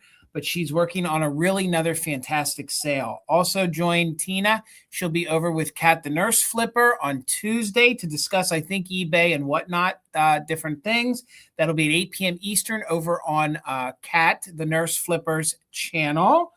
And don't forget, me and Tina hang out at 6 p.m. Eastern over on Whatnot. I don't know what we're going to sell this week. I'm going to go dig in the garage and find some stuff. So it'll be a surprise for you. It'll be a surprise for me. And you'll get it, maybe a deal. Maybe you'll get something you don't know. I don't know. But thank you, Amy. And that's everything. Thank you guys so much. For anybody that new purchased tonight, don't forget to send us your information via email before the broadcast ends tonight. Reminder for me, I'm going to be sending invoices out tomorrow, and I will email you when they have went out. And Jason's will go out on Saturday. Yes. Thank you. Okay. I am going to pop our email up here for Fantastic Finds. If you want to participate in our community share, we could always use some more photos. I know we haven't seen much Valentine decorating yet, so we would love to see some of those. So you can email us, ShareMyFindsLive@gmail.com. Just make sure to include a brief description to go along with the photos, and so we know how to talk about them. And if you want us to mention your name or not, you can be totally anonymous. That is okay. But we would love to see some more photos from inside your home. That is so fun to see what you guys do and decorate with the vintage. We always see such creative displays that people send in. Okay, so I have some Valentine goodies, like I mentioned at the very beginning. While I was visiting Countryside Antique Mall, I filmed a video. Here's my video. If you haven't checked that out yet, I would love if you went and watched it from Countryside, and you get to see a video of these decorations. But I snapped some photos because Brad asked me to. He said, while you're here, can you take some pictures for Fantastic Finds? Absolutely. So I'm going to move our screen over this way. There we go. So let's see. So I have several to go through. So these are all on display at the store, but they're not for sale. Okay, these are personal collection items of Brad and Greg's. A lot of this stuff they acquired since last February, which is pretty amazing. I love that giant store display piece. There's some other store display pieces that I will show you when we get there too. And then we go this way. This is one of the glass showcases up by the checkout counter that they have a lot of this stuff displayed in. I love that Gibson card box with the cat on the front. Oh my God. So I'm either going to really love or not care for these guys because this is really good. It's going to go one way or the other. We all have the same taste. We all have the same taste and stuff. We do. For sure. And this is on top of the glass case. This is a Russell Stover like store metal candy display. And I love the heart boxes in it and the little cake picks that they stuck in the bottom.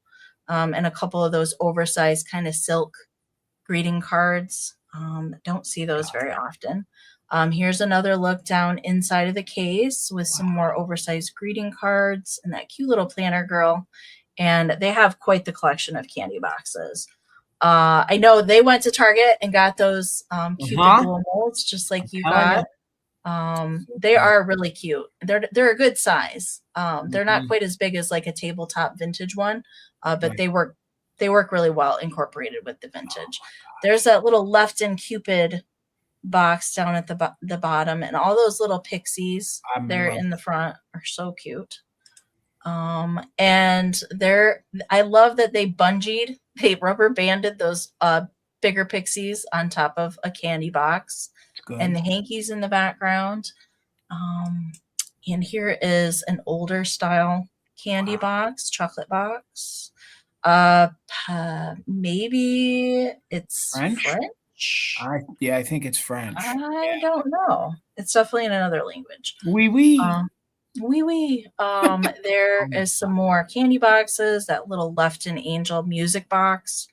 Oh, she's so very cute. So good. The next one is you got to have one of these metal fan displays. Yep. I have a couple myself. I love those fan displays that you can display your cards and ephemera in. Here is another back down inside of the case, a little dream pet poodle. I love that really fancy Southern Belle kind of planter lady there. She's very cute. Here are some more store displays. These are quite large. These are like thicker cardboard. Right. This, like when you walk in the front door into the store, they're kind of hanging where the shopping carts are behind there. And it says Monday. Like I don't recall Valentine's Day on a Monday very often. So, right. He thinks that these are late 60s, early 70s on them, but I like them both. They're much larger in person than they appear in this picture. And then there's one other smaller case that's right up by the cash register, kind of up where near these are hanging as well. They have some more of their Valentine ceramics that are in here, and these are in here year round. All of these are in here year round, so you can get a little sneaky peek. Look at that fluffy like dream pet cat that's back there, and the little Rosbro guy in the front that says I'm cooking with gas. He's not an easy one to find. Amy, so they don't do the shelves up by the ceiling for Valentine's? No, not for Valentine's Day. Gotcha. Nope. I think the next stuff that will be up there Easter? is Easter. I'm pretty sure the Easter, if they get the Christmas down. The Christmas was still up there, which I can understand because there's a lot up there to try and take care of. Here are some more of the amazing planters that they have. The one in the back with the devil and the angel is so cute. Oh, I need the one right in front of the devil and angel. I've been looking for her for years. That big poofy dress one. She's very cute. And here's they have the kissing little leftin with the hearts on their butt. Oh, so cute. Yep. They have a lot of the great Valentine ceramics that I just don't see out and about. So we'll go back through them one more time. So yes, in the video, like you can kind of see a little bit more than what I was able to capture on the photos if you want to go check that out. And I showed a really cool, he got a Harold Gale Santa riding on a Polaron reindeer store display, which I had never seen one of those in person before. Very, very cool. So that's in the video too. Wow. I regret years ago when I had a booth in another shop, I got a Russell Stover's light up store display sign about the size of the top of the display he has, and I sold that, and I regret it now because that would fit in so many different holiday displays. Yeah. That's probably one of my top 10 regrets is selling that, and I didn't even ask a lot for it. Live and learn. Well, maybe you'll find another one. There's always a chance. You just never know. You never know what people are gonna want to part with. Have you ever seen those chubby pixies before? That's the first time I've ever seen them. Yes, I have. I had one. I had 2 of them last year. I think it was the 2 bottom ones are the ones that I had, but I had not seen the other poses before. So yeah, that was new to me. I just love that. I love that Russell Stover. With the 60s kind of metal in the back, that mesh metal. Oh, that's good. And they're back in the case, and then we're back to the beginning. Is that a reproduction with that Cupid, or is that an original? That's original. Yeah, that's original. It's kind of like that. Particle. It's not cardboard, like fiberboard almost kind of stuff. Like a fiber, like not wood. It's kind of in between wood and like fiberboard. That's kind of what it is. But yeah, it's much larger in person. So yes, all of that is their personal collection stuff.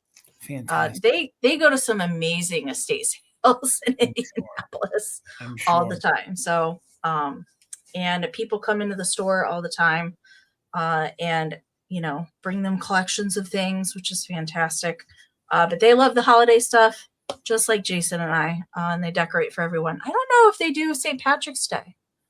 I've never asked them that. I don't know.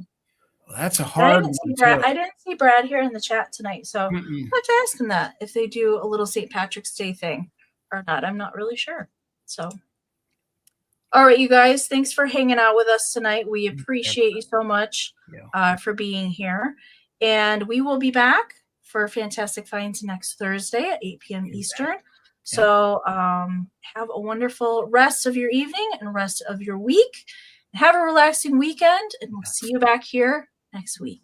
Happy Valentine's Day, everybody. Happy Valentine's Day. Good night, you guys. Bye.